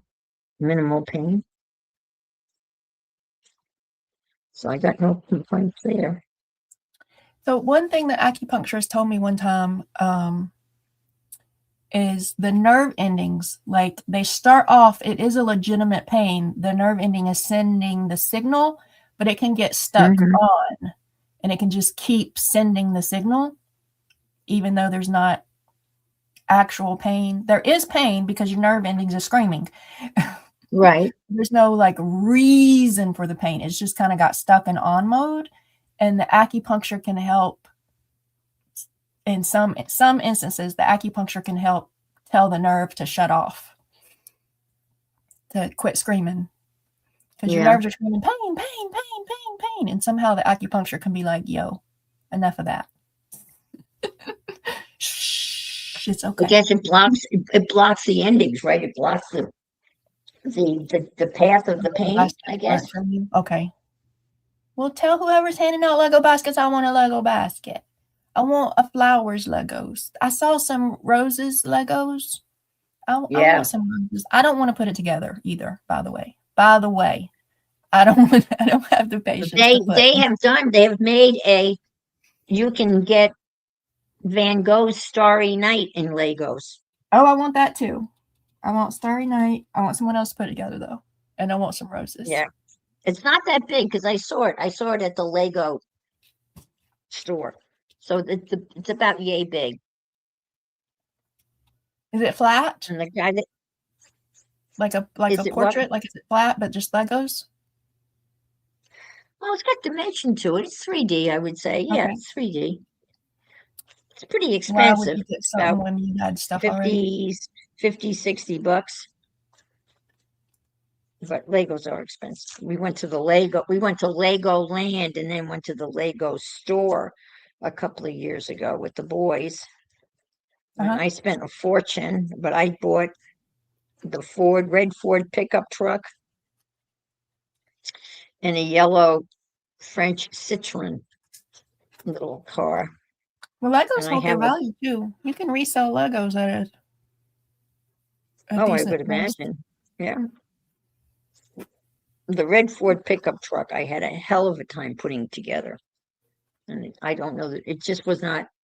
And then someone who is not a Lego person suggested, which I thought was pretty funny, suggested gluing it together. I said, glue? No, I think that's blasphemy. That's blasphemy. You don't glue a Lego together. Oh my God, no. Yeah, I don't think so. But I have been thinking about it lately because if I try to pick it up or adjust it, the whole fender will fall off. I mean, I have it on a shelf. That lights up? Well, why don't I have that one, Lynn? Why don't I have a Lego aquarium that lights up? My family is slacking.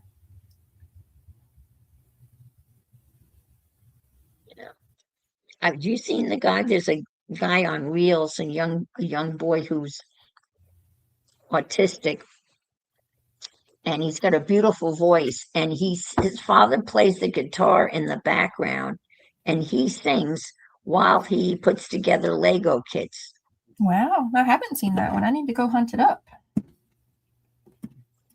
Jenny, do you want a mission? Jenny, can you find the singing guitar Lego-y guy? He's a young boy. I guess he's in his late teens now. And he sings he's got a beautiful tenor voice. And he just sits there and he puts the Legos together. And his dad's in the background playing the guitar. It's on one of the reels. Comes up quite frequently. That sounds cool. I've got all this extra paint. I need to spread it out on something somewhere. Do you have one of those paint books where you can just slap on extra paint? I don't. I keep telling myself to get one. My slacking self. Oh, I know where I can put it. Oh, where's it at? Oh, crap. Ow. Yeah, I have a composition notebook that I have, and I just slap paint on it. Tardif this. Where is it? Oh, found it. I've heard of that Tardif dyskinesia. Yeah, I keep telling myself to make me one of those. I was going to use like a book and put it on book pages and stuff, and I don't know why I haven't done it yet because I'm slacking. Y'all, I got the pages for this done. If anybody saw me on my Happy Mail Monday where I was painting this. Oh, cool. I just got a composition notebook and just start. So I got pages in here now. I got this fabric from Becca. New journal. Yeah. Well, what do you think? Dyskinesia. Yeah. Isn't the Tarnative Dyskinesia? Jack and Dad. Yes, that's it. Janice Kleins. Hi, Janice Kleins. It is. That's it. Jack and Dad. Yeah, his name is Jack. Write it down the show. I got to Google it because I bet my son will like it. My son's really into Legos and dinosaurs and Godzilla. Hi, Janice. Thank you. That's it. Jack and Dad. Very good. Where is a sticky note when you need it? In your sticky note drawer. Now, what is Tardive dyskinesia? I've heard that before, but I'm not sure what it is. Look up Jack and Dad. Lego singing guitars. Yeah, that's it. Yeah, it's pretty remarkable. Highly recommend listening to them. It's pretty cool.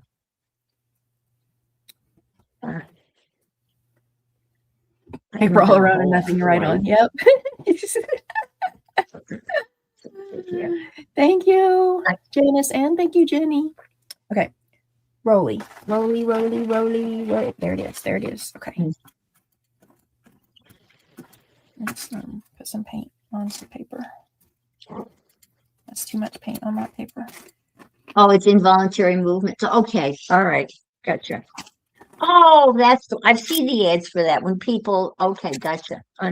That's why it sounded familiar because I pretty much always falls as a medication side effect. I've seen ads for that on TV. I had a teenager that had it from psych meds, and they said it will, even if they changed her psych meds, they would, the Tarnative whatever would never go away. Once you got it, you got it. And the only reason she had it is because of the psych meds. Well, that's what they imply when they do the ad on TV for the drug. For you take this drug and it'll be normal. So now this like 14-year-old has these involuntary things for the whole rest of her life because they put her on medication at 14 that was, and like they knew that it was going to happen too. That's another thing. Like, yeah, they know which of these meds is doing this kind of stuff, and they still put the teenager on it. Yeah, Tourette's is different than this. Yeah.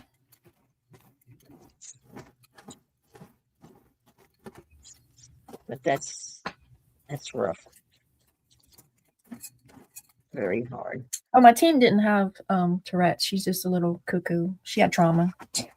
I don't even think she's legitimate. She's not cuckoo. She just had a really tough life. But they said she had borderline personality disorder, which apparently is a diagnosis they give anybody with trauma, with significant trauma. Like if you report significant trauma, right? then borderline personality disorder, especially if you're female. And So that's a catch-all diagnoses. And she was, I don't know if she was suicidal or she knew that threatening suicidal would get everybody hopping and bumping and jumping and would possibly get her way of what she wanted. I really don't know. She didn't. Well, no, she did attempt one time. Sorry. I was about to say she never attempted. She just kept threatening it, but she did attempt one time. Okay. Very poorly. Which, I mean, children shouldn't know how to do that anyway. So that's good.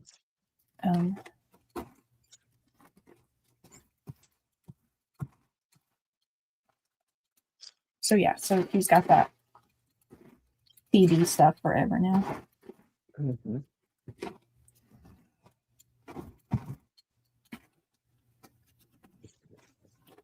They should have stayed with the ex-wife. Right?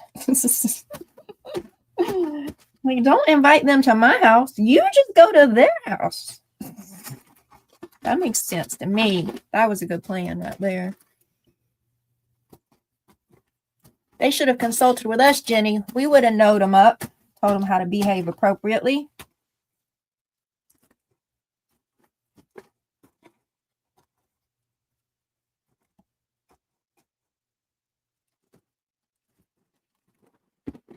No, I know. Isn't that the case? I laugh at that all the time. Nothing to write on. You're surrounded. You're sitting in a pile of paper, yet there's nothing to write on. I'm going to mute y'all a minute and do a little bit of drying so hopefully my pages don't stick. Okay. All right. It's like a line from the Ancient Mariner. Water, water everywhere, but not a drop to drink because the water is ocean water. It's surrounded by water, but not a drop to drink. I'm surrounded by paper, but none to write on.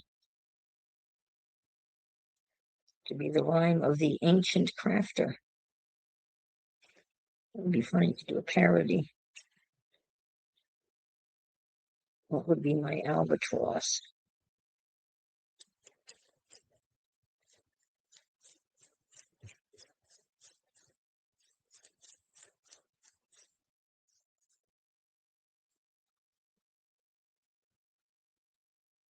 I'm not sure about that one. Can't really see the light.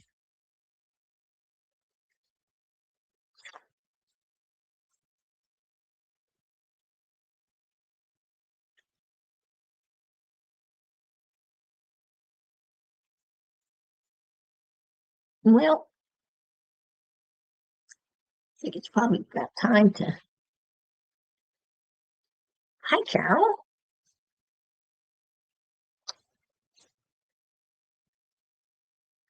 Your newest wood animal is beautiful. I'd never heard of that. What was it called? A long, some type of wolf that you showed? It's a beautiful piece. Is it a timber wolf? No, it's not a timber wolf. It's not called long-legged wolf. Or is it called a long-legged wolf? But I've never seen that species. It's gorgeous. Coastal wolf. Oh, yes, the coastal wolf. What a beautiful piece. Oh my gosh. And in the stuff on the inside, the details of the inside, wow. I bet you that's going to be a great seller. That's just a beautifully designed piece. 6 new animals this year. Oh, wow. Carol and her son make beautiful laser cut sculptures of animals from Canada, basically, right? And they sell them at fairs. You sold a few? I would imagine they're going to be a big seller because they're just so unique, so beautiful. I was just, yeah, I was like, wow, that is gorgeous.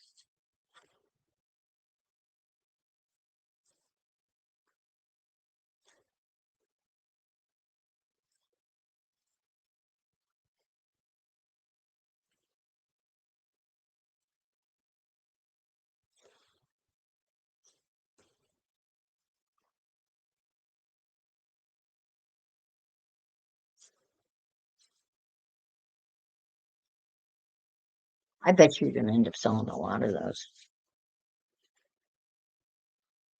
Now, do they all have that type of inside? Because on the inside of that, you could actually see little trees in like the forest or the woods.